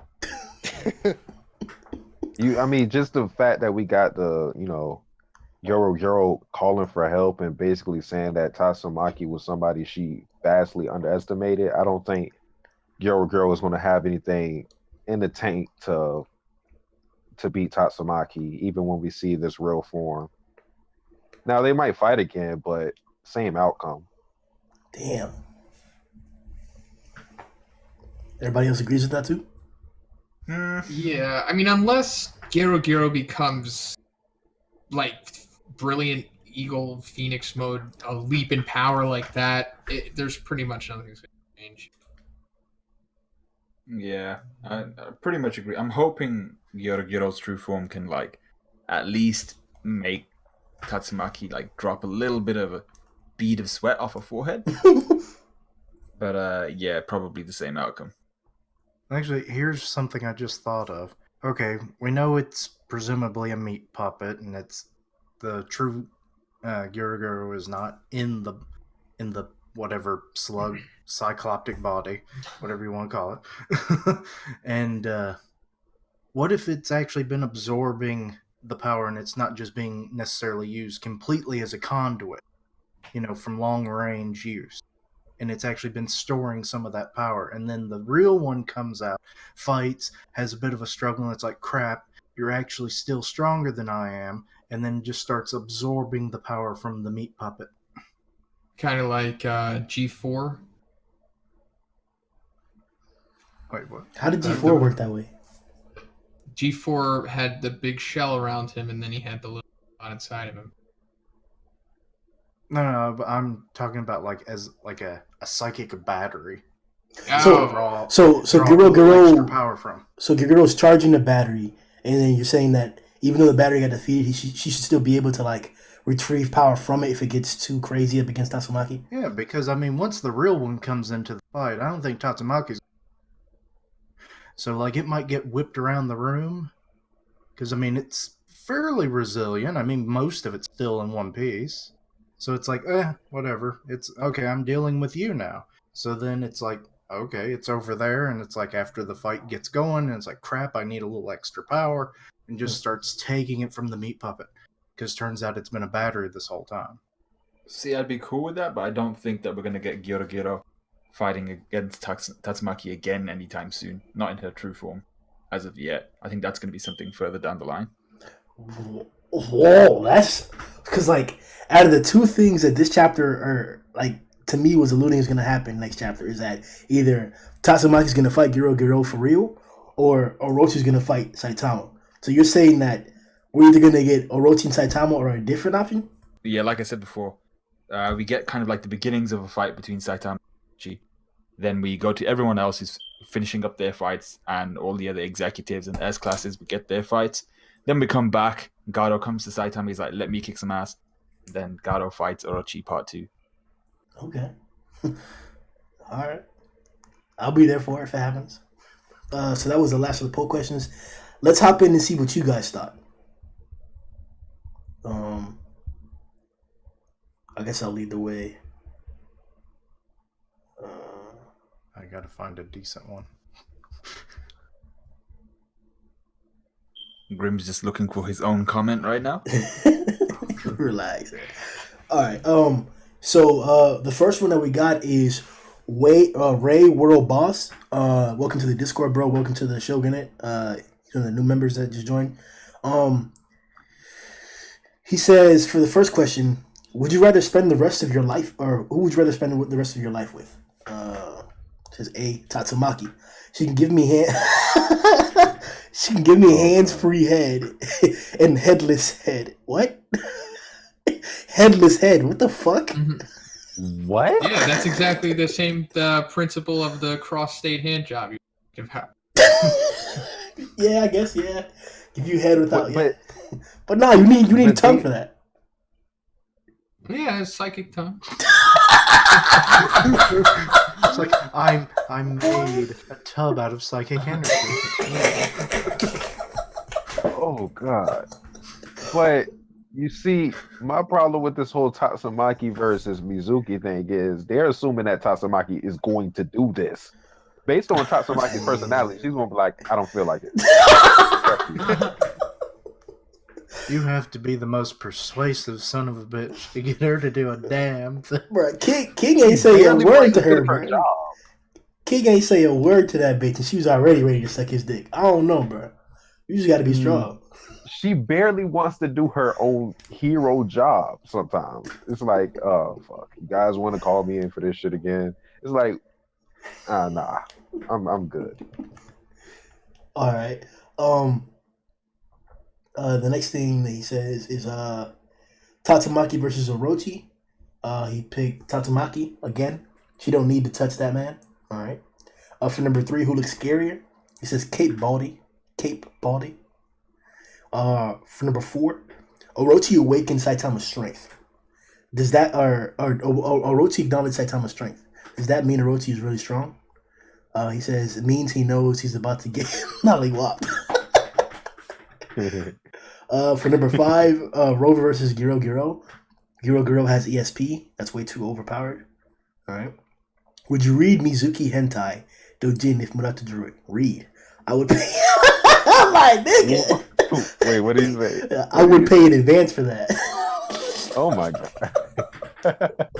Dedication. Pre-order, man. Next he asks, who will Gyoro Gyoro's true form look better than?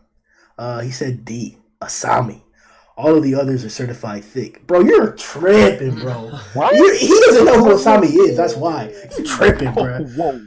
Adam. I don't know how Tatsumaki is considered thick. Oh, no. She thick, bro. Them thighs, bro. I mean, she definitely has some thick thighs. Oh. Compared to the rest of her body. Like, I know thick gets thrown around so much nowadays because it's like a buzzword, and anything that has thighs in general is thick, especially to the weebs. But Tatsumaki, she is genuine. Yeah, she's thick. I guess proportionate to the rest of her body. It's Yeah, that's what it is. Like, if you were a normal sized person, you would have to have larger thighs than average to have to be thick. So yes, yeah, she's technically thick still. But you crazy as fuck, bro. That ass on the Sami, you crazy as fuck, bro. Yeah, I mean, if we're saying that Asami isn't thick, I think we should just throw away the whole word. Thick, right? For real. Like, I would, don't get me wrong, I'd lick Tatsumaki's thighs all the way up to the pussy, bro. I'm there, bro. But Asami, nigga, I'm straight eating that ass, bro. Just straight going to it. No questions about it. Damn right. Nobody asked you. It's that meme. Hey guys, in case anyone was, because I know you are, I totally would eat the ass, alright? There you go. That's my answer. You always. Oh, shit. To number 8, which looks better. He chose Gyoro Gyoro's full power form and contrast the Blood God. For number 9, how many executives will Saitama defeat? He says just Orochi. All right. For number 10, is Orochi dying in the next 2 chapters? He is gonna intimidate Tatsumaki. Okay. So I guess he's expecting Saitama not to kill him. We'll see. Number 11, Gyoro Gyoro versus Black Matter Thieves. Gyoro Gyoro. Tatsumaki versus Gyoro Gyoro prediction. Tatsumaki overall. Ooh, bro. He didn't tag the King Engine at the bottom. He's new, so we're not going to penalize him, but you can't get comment of the week, bro. Comment for the next one we got your ass. All right. I think I'll go just because I found the comment I was looking for. This is Black Stannis, otherwise known as Grimm. And Possibly. Yeah, Black Stannis.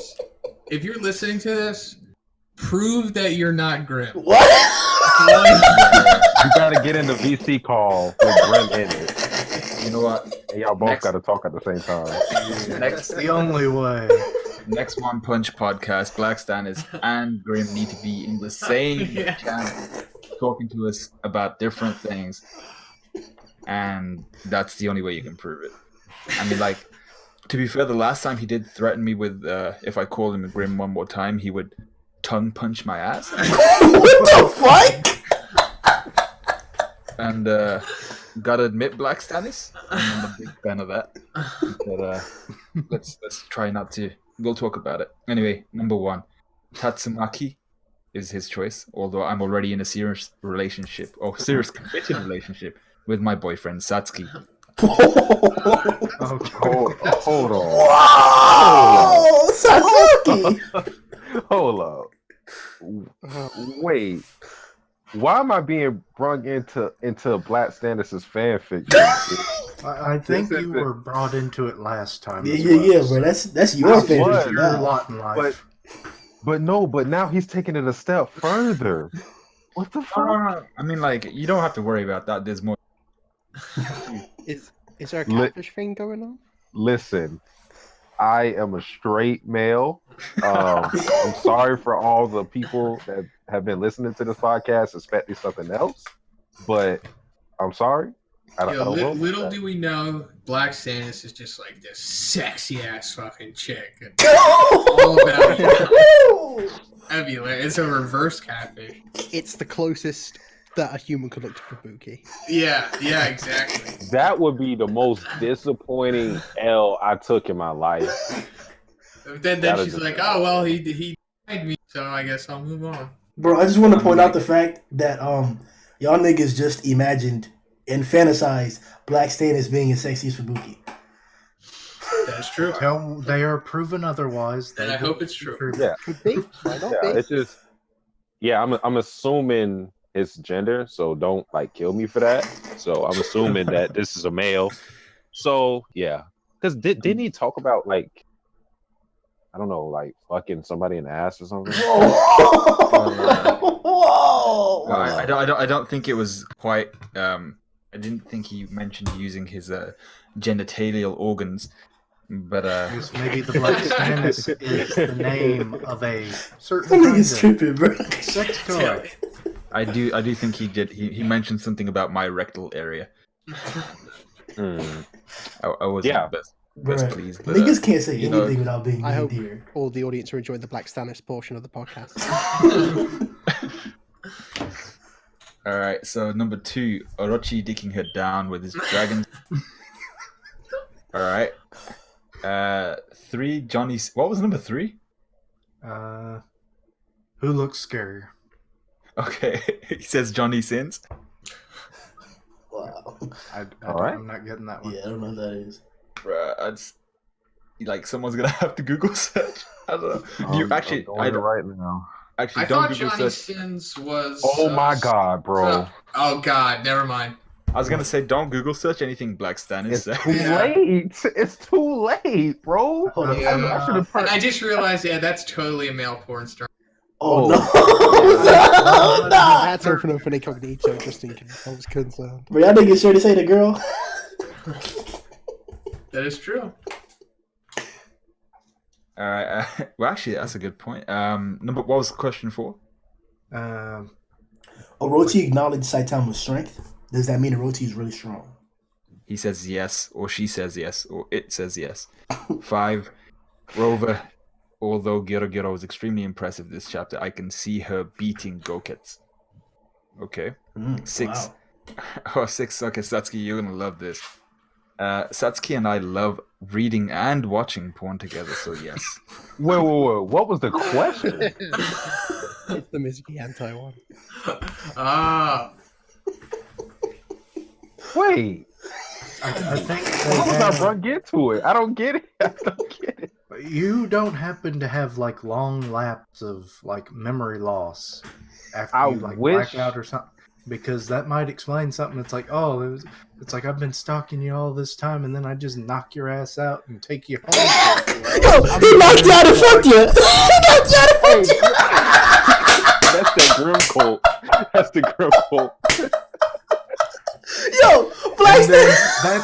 that's when you watch and read porn together. It's like you're just there. You're not even conscious. Look. That may be a Grimm quote. I am not condoning that. Don't go out there knocking niggas out and do that thing to them, bro. Don't do that. Don't do that. How do you? There are how- horrible like, people that would do that, though. like, Oh my god. like, I'm shook that the guy has like, or the girl has a thing for Satsuki, but I'm also shook by the fact that she reads porn. It's like, what the hell do you do? Put the subtitles on this shit. I don't know. Right. Anyway, 7. Human form Gyoro Gyoro was the baddest chick in the series. Okay. 8. Bug God's design was flames. I gotta agree with that. I thought Bug God looked awesome. 9. What was question 9? How many? Saitama and the executives? Yeah. Okay. This person says webcomic spoilers. Thank you. 10. Doesn't look too good for our big dragon dick puppy. This is a girl. This is a dude. I'm putting. We can bet. I don't know, like clout tokens, because I'm broke. All right, then. Let's do it. Oh man, this is definitely grim, man. 11. I think Gyoro Gyoro wrecks everybody on the crew except maybe the psychic alien and definitely Boros. Okay, as in definitely Boros wouldn't be able to get clapped by Gyoro Gyoro. Okay, I get that. 12. We see. Sorry. No, carry on. Please carry on. 12. We see Gyoro Gyoro's human form, and then we get a lesbian sex scene. Also, Zhoniin. Also, Zhoniin, if you say I'm Satsuki or Grimm again, I will make your asshole look like Gyoro Gyoro at the end of the chapter. Oh god. Well, it's Whoa! The second threat. Wait! What? Sundown is. We won't have Sundown for our next podcast unless he tanks that somehow.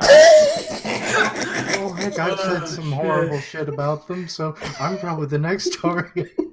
To be fair, I didn't even think Zhoniin ever said that, to be fair. No, wait, is this real? Yeah. Oh, yeah. What? Like, if No it wasn't way. real, I'd be making it up. And I No, I thought you just made that up. I was gonna say that's Nah, I'm or where the fuck not is that- Black Stannis' comment? I gotta see this.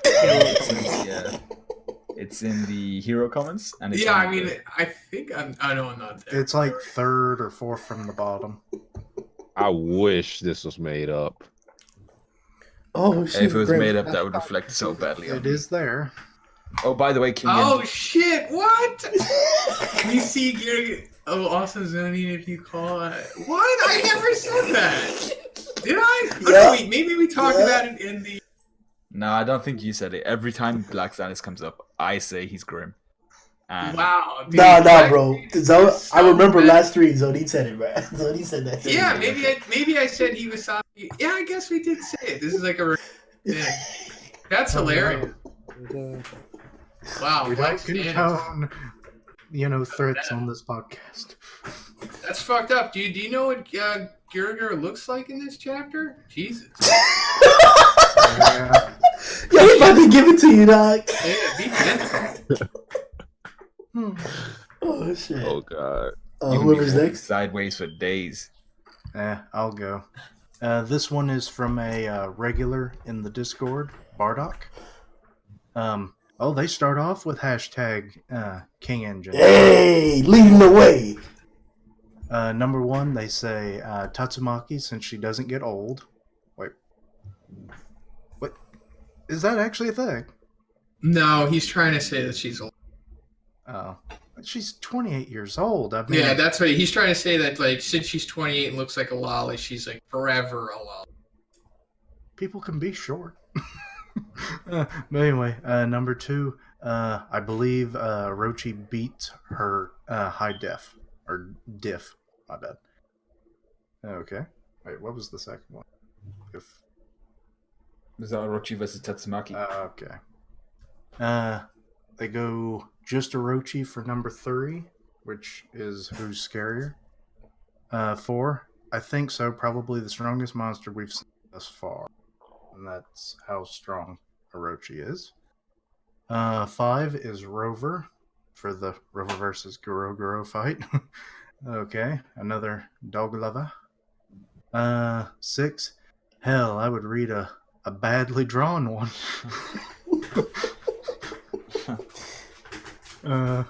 Okay, fair enough. 7, Fubuki maybe with a little XD smiley face. Wait, I have to remember. Okay, the true form, if Gyoro Gyoro is better looking. Okay, 8, Bug God. I mean, that one can only be the one, you know. Number 9, they say 2 more executives basically, but they just say just 2, you know. So I wish they had said which 2 they think that might be. That would have been interesting. 10, I hope not. Hope the fight gets interrupted and Orochi beats some S-Class and Garo gets his rematch. Wait, that was discussed as a possibility. Yep. 11, they say the ship, so they actually did understand the question. Mm-hmm. I didn't understand the question. And 12, Tatsumaki kills Gyoro Gyoro. So, Damn. All right, yeah. I'll read Godslayer Fist. First, Mizuki. I forgot. Oh yeah. Okay, I remember this one. Second question is Orochi. Third, knowing what we know is Saitama, but based on appearance, Orochi. Yeah, that's basically what I was saying as well. Number 4, hell yeah, he's up there with Boros. Shit. 5, Rover. 6, I would quit. No fap for that. Huh? What? Oh, he's on NoFap too. What's his name? Godslayer Fist. Yo, shout out to my fellow NoFap brother. Bro, y'all got a whole tank of sperm just clogged up, bro. Like when y'all fucking must be a whole cleaning up session for the girl, or she's swallowing a whole bunch of shit. Dude, it totally is. The condom is just filled to the brim. I'm getting imagery I don't need. Just a full ass condom. Number 7, I predict she will become the number 2 woman in the series behind Asami. Wait. Oh, she wrote it. Asami. Satsuki instantly triggered. Whoa. He's actually gonna monsterfy over this. No, I might. I don't know what I'll become. I don't know. Like Fubuki fanboy monster. I don't know. But damn, I'm getting triggered. Number 8, Bug Guy. Oh yeah, you could tell he watches a podcast then. Bug Guy. Hey. Yes. Number 9, Orochi will probably be the last since we have the S-Class heroes fighting next. What question was this? Nope. How many executives, I think? Oh, okay. Number 10, nope. Number 11, Gyoro Gyoro. And number 12, Tatsumaki will bring out the titties. And I'm assuming they mean the titties of Gyoro Gyoro. And that would be nice fan service. I mean, I doubt it. I mean, we'll see the outline of them. But I mean, I can't underestimate these mangaka, bruh. It was one time in prison school where I had a far-fetched fan fiction thing in my mind. I was like, I hope this happens, and it happened, and I was so happy. So, I'm holding out hope. Maybe. Real fast. Oh shit. Asami engine. Hey. I'm gonna try and post it on the screen if I'm not being lazy right now. But somebody sent this to me earlier today that Murata drew it. I'm not sure like what it is, but I put it in for the people. Is that Murata, and like, do you see the titties? Murata did draw that. Murata did draw that. I even have a better version of that where you can see the titties and nipples better. Oh my! Yeah, I've seen it. My boy, boy. Yeah, I snagged that shit from the live stream. You did it. Hell yeah! Hey, post that bitch, bro. Hell yeah! That's what I'm here for. Yeah, he had to tone it down because it was. Are we posting this in the brothel section or somewhere else? It's for the people, bro. This isn't. It's not quite brothel level, but it's borderline brothel. Grimm is breaking his own rules for this shit. You love to see it. His own Discord rules. This for Buki, you can put whatever. That's the only caveat. Yeah. Has anyone done Goro Straight Savage yet? No. I don't think so. No. Nope. Cool. Okay, so for number 1, he's got Mizuki any day. Yeah, of course.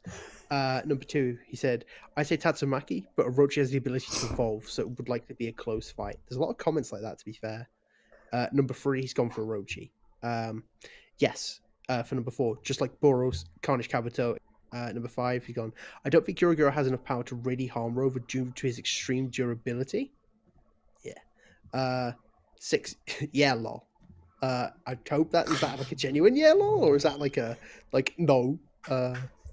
7, he's put for Buki, Does, and Tats. Number 8, he's gone Bug God Full Power looks better in his opinion. Number 9, none. I think they'll be safe for the S-class heroes. 10, I hope not. I don't think he will, but you never know. 11, he said about the Dark Matter Thieves. And 12, he said, I think Orochi will interrupt their battle somehow, but I do not think Tats will win. If not, I think Tats will win this match. # King Engine. I missed it because I was like, bro, did this? Let me read the question real. Hold on, real quick. Let me read the question. Number 7, real quick. Is it so for that one, he's saying he's got that Gyoro Gyoro's got better than Does, Fubuki, and Tatsumaki. Oh my god! Yeah. Wow. Oh my gosh, yo. Bro, to be honest, that shit may be as hyped as the Orochi fight. This podcast is going, it very much seems like it. Like, these titties have to be everything, bro. To meet up with how much hype Sasuke's putting on it, like, they gotta be perky as fuck, succulent, like fucking. You take the bra off and their eyeballs. Yo, stop, man, stop. I will keep saying it until it becomes reality. Murata, if you're watching, make it happen just for me. It's just based on his rankings. That would mean that he has Mizuki or Asami number 1, number 2, somewhere around that, and then he would have Gyoro Gyoro, and then he would have Fubuki 4th. Oh, I mean, and that's at the most. Wow. No, we're not doing that. Yeah, you can't talk about food like that. It's not. No tolerate shit like that around these parts. Yeah. Form of tail. All right, number 1, Tatsumaki. I gotta look at these questions. Forget them already. Number 1 Tatsumaki. Who would you spend your life with? Yeah. He would spend his life with Tatsumaki. Tatsumaki versus Orochi. He thinks Tatsumaki would win that. No. Is it? Mm-hmm. Number 3. Yeah. Then why does he have Orochi for number 3? That's who looks more scary. intimidating. What the hell am I? Oh, I'm looking at Awaken. All right, I'm looking at the wrong shit. Whoops. My bad. All right, number 3. Who looks scarier? He thinks Orochi looks scarier than Caped Baldy. Debatable, I suppose. It all depends on your perspective. Number 4, definitely. He'd probably kill half the S-Class. Just can't compare anyone to Saitama. Just half? It all depends Probably. if they're in the same room. Number 5, Rover. Lol, reasons I can't state. Oh. I'd have another webcomic reader here. 6, fuck yes.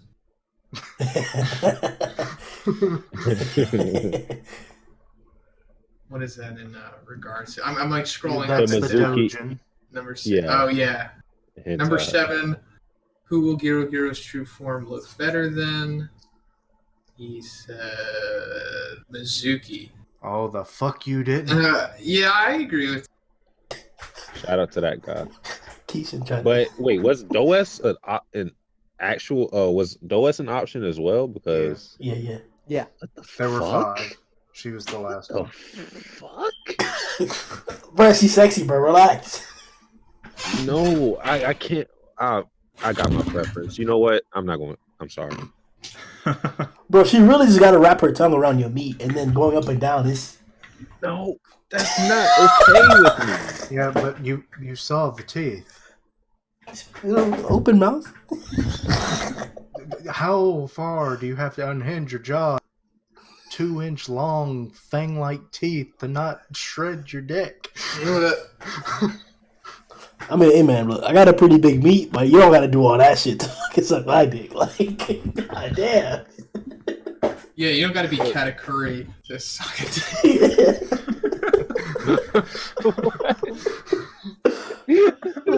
What are we talking about? All right.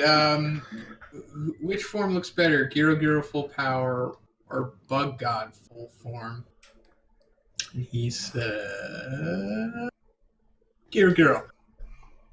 I mean, I know it's like, I mean, if you're gonna have like a 50-50 question like that, where it's like completely different, like tastes and stuff, it makes sense.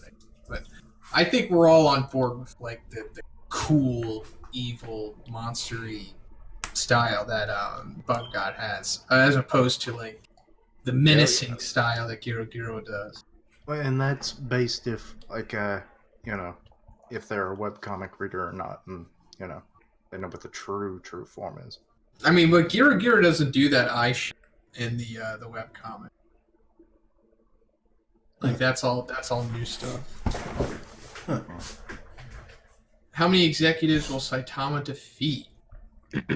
Says 3. I think he's speaking in the past tense. I don't think he's guessing how many he will defeat further because he's already defeated 3. You know what I mean?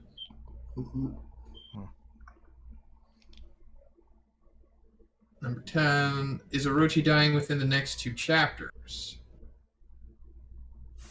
Lol, yeah. Nah. But hey, I completely understand why you would think that. Number 11, Gyoro Gyoro versus Black Matter's Black Matter Thieves ship. Garugan Shoot would likely kill everyone in the Monster Association. Wow. Hell to the no. We'll move on from that. Not even going to stay on that one. Not even going to give it attention. 12, Tatsumaki versus Gyoro Gyoro prediction. Tatsumaki. Yeah, that's fair to say. And then he did the King Engine, so good. This nigga said Garugan. Alright. The next poll question is, the next responder is Steebo. Hey. You know, gang. But love, remember, check out Steebo's channel, check out Steebo's content. Hop on Twitter, talk to Steebo. Oh, don't do that. Don't do that. I'm sorry, but people's Twitter is a whole minefield. It's like, Yo, yeah. he posted a woman. This is so fucked up, bro. Oh my god. So this woman, all right. Do you guys know what the term gaping is? I think we all know what gaping is. It's pretty self-explanatory. Let's take your word on that. Yo, I can't say I've heard the term, but I can definitely infer what it means. this woman, he posted this gif of a woman gaping a ball out of her ass. How big was it? Was it a golf ball or was it a tennis ball? Oh hell, that shit was it big a as fuck, basketball? bro. It was like It was a basketball? No, whoa. Oh, God damn. You Was would it a have to have softball? You know those ski balls type shit? And then you have Chuck E. Cheese and shit like that? It was like Yeah, that. that's pretty impressive. Yeah. Like a little bit bigger than a baseball, but like all thick and shit. No Yeah. curves. I mean, I can only do a golf ball. That's pretty impressive. Oh God, no.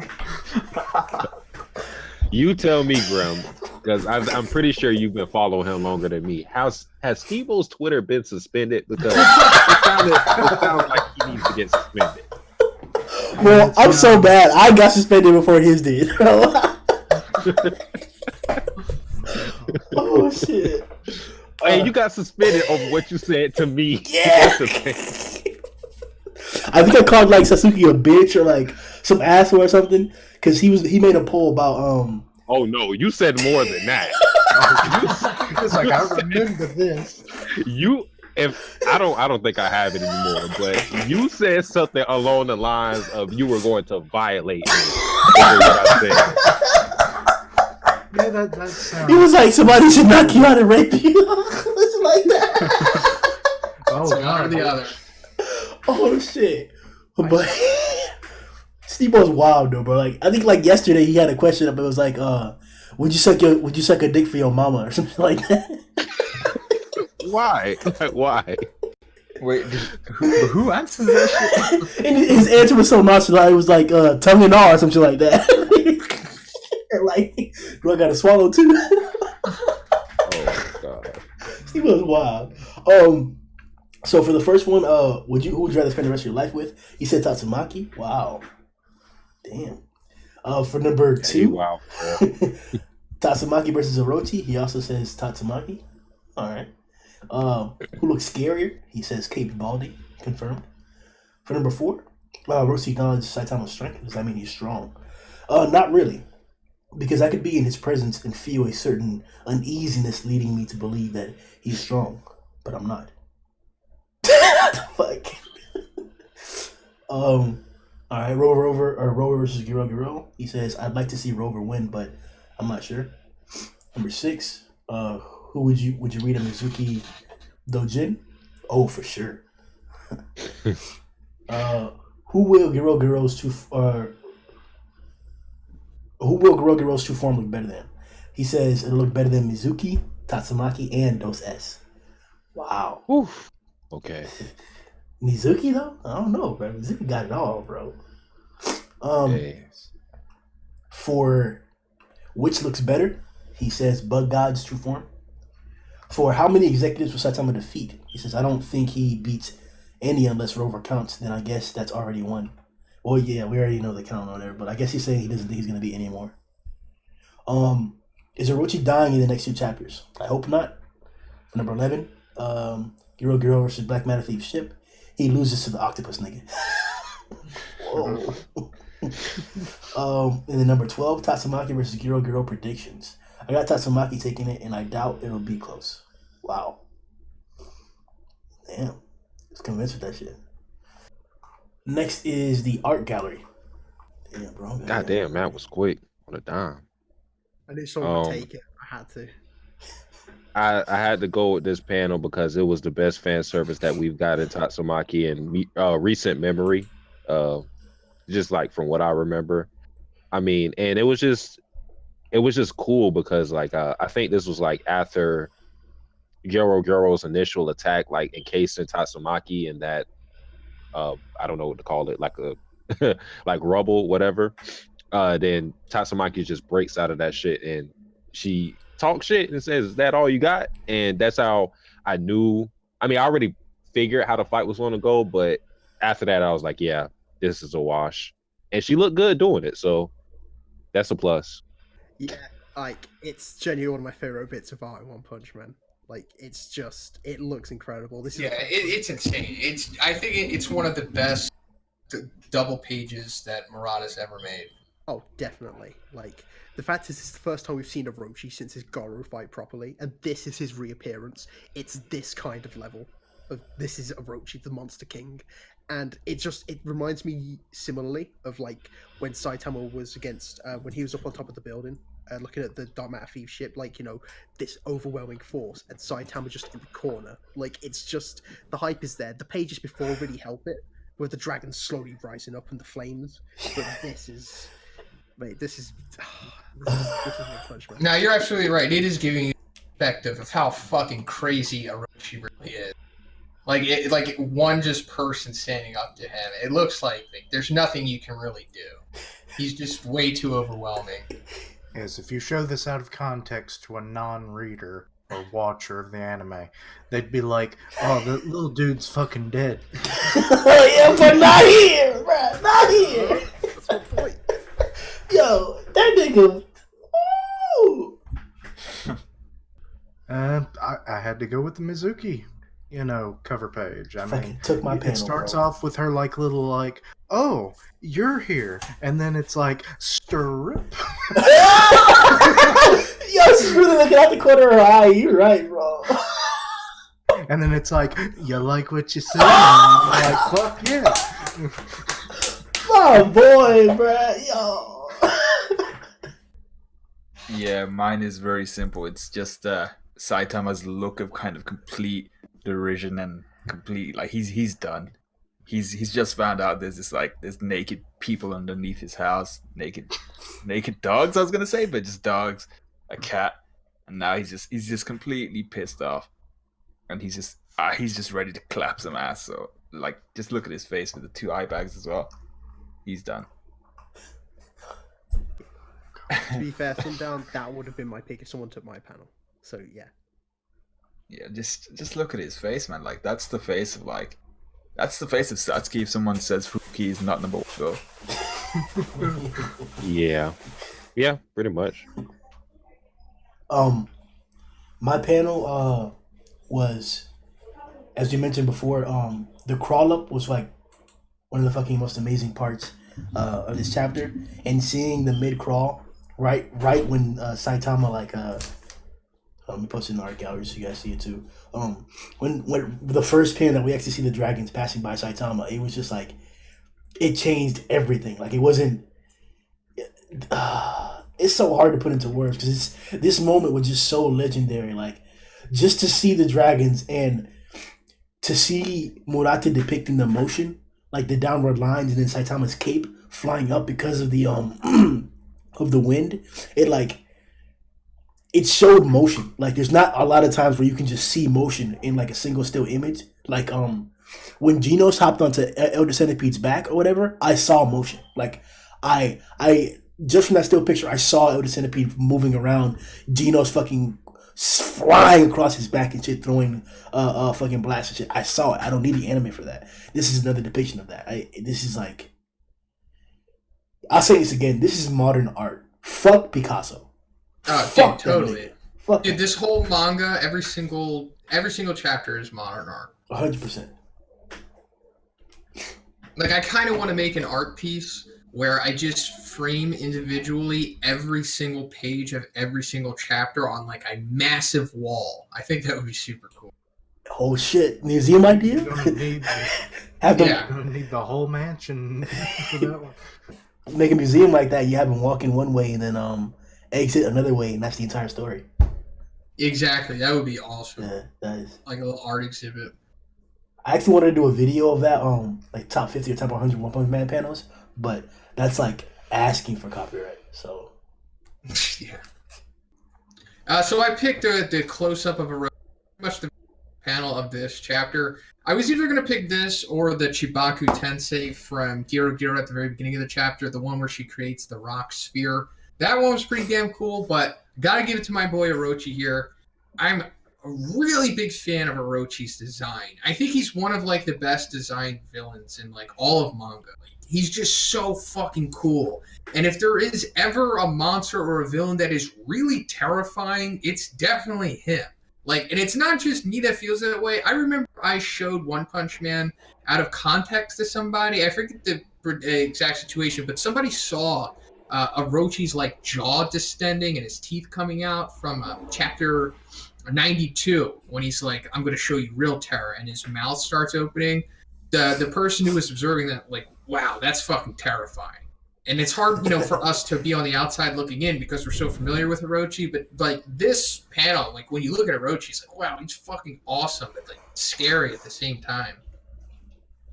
Yeah, 100%. Like Orochi's not only like the scariest monster in One Punch Man, he is genuinely like one of the most intimidating in manga. Can't agree more. Like he's up there with like Berserk level monsters. Oh yeah. His title is more than well deserved. I got worried at first because it's hard for me to picture like non-humanoid monsters having a lot of development and fighting and shit, or just fighting them in general. But I'm very glad Orochi's in the manga. This is great. Damn, we can't talk about the episode because it drops tomorrow. Oh yeah, the episode tomorrow is gonna be dope. Fucking Garo taking on like, I don't want to spoil it for anyone who's anime only. Listening to this if you're anime only. And then you almost said who he's fighting. So All right, well, fucking, you know what? Garo's taking on the tank top army. All right, and it's gonna be awesome. All right, it's fucking Garo season. Strap in. I mean, Grimm's nickname or name in the Discord kind of like hinted something. You already know, bro. Tank top Grimm. I'm out here, bro. I gotta say it again. Follow me on Twitter, bro. I'm funny as hell, dog. He's also very humble. Yo, follow me. I'm so much more funnier than anyone following. So just follow me. Oh shit! Yeah, just unfollow all those folks and just. I will lead you to the funny land. Nah, seriously, guys. Follow us on Twitter. We always like tweet each other and shit all the time. So you'll be joining the community. You'll see funny shit, clever shit all the time. Satsuki and Zhoniin always point out shit about the manga or like different mangas and stuff in general. So yeah, just check out our social media.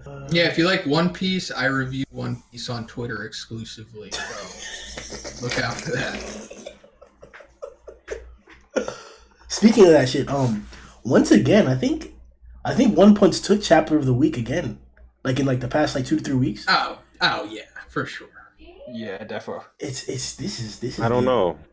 Wow. That one citrus chapter, pretty good. My Hero is pretty good too, but fuck, man, come on. This is hard to top if you're not like bringing your A game. I got a little confused in My Hero at the end. I was like, I don't know how to feel about that. But it was. Oh yeah. I know what you're talking about. I'm just interested in the next chapter because it's going to elaborate more. Yeah, I hope it elaborates more. Yeah, that can't be Deku in that flashback. School uniform gives it away. That's a private school. Oh, we also have Avengers Endgame coming out pretty soon. Oh yeah! Still haven't watched half of the freaking series. Oh yeah! Thursday, 6 p.m. Yup. Oh wait, We're probably we next. gotta say it. We gotta say it because I know who's gonna Black Stannis. No spoilers. Yeah, no spoilers, bro. No, seriously, if anybody listening to this spoils it for somebody, you're a fucking degenerate. I'm not even joking. So don't do that shit. Yeah, do that shit. We will be talking about it next podcast or the next time we get a chance to meet up. Also, most likely, or we have to try and schedule it first, but for the viewers, we're gonna try and get the second part of the Hero versus Dragon tournament streamed live either after this releases the premiere or after that. So you'll be seeing it in like a day or 2 or 3 days from the. You'll see that shit soon, bro. That the tournament video for the Heroes and Dragons is coming soon. Last time we dropped the demon one right after the podcast for 106, I believe it was. So we'll try to do that shit for this one as well. Like the video, subscribe. We just hit 1,000. We just did that shit a long ass fucking road. Yay! Hell yeah. Say you did it, Grimm. Your channel has 1,000 subs. You did it, my friend. But nigga, you can keep saying that. You can keep saying that. But I already dropped a picture of you guys being cranes and lifting me into a hole, bro. Y'all niggas carried me, bro. I don't want to hear it. Those are track hosts. Thank you very much. So check out all of our content. We got good shit coming out. Satsuki finally did a live reaction, bro. Like, Hey, chill out. Oh. Man. Go like that video. He might do another one. Who knows, bro? The reception is shit. Hold on. Hey, yo, you know what? I'm gonna save it after the podcast. Oh no. Check out everybody's content. Zhoniin has One Punch content regularly, so check that out for the One Punch Hub during the week. Well, One Punch and My Hero. Yeah, and Trash Hero. So check out that hub out whenever we need content when the chapters are out. Matt's been putting out super consistent reviews. So has Kishin in terms of like release scale. They're out all the time and shit like that. Check out Sundown's reviews for not only One Piece and One Punch, but 7 Deadly Sins as well, I think. That series is coming to an end, so check out the ending of that. And yeah, stay in the community, join the Discord. The Discord is growing. I'm telling you niggas, if you guys want to have your comments read, because it's sporadic, there's only 6 of us here, and we can't read all of them, come into the Discord. If you talk to me or if you talk to people around us often, we'll know your name. So come into the Discord, chat with us, talk about One Punch, whatever you need to, One Piece, 7 Deadly, the hoes, we in there. Like the video, see you boys later on.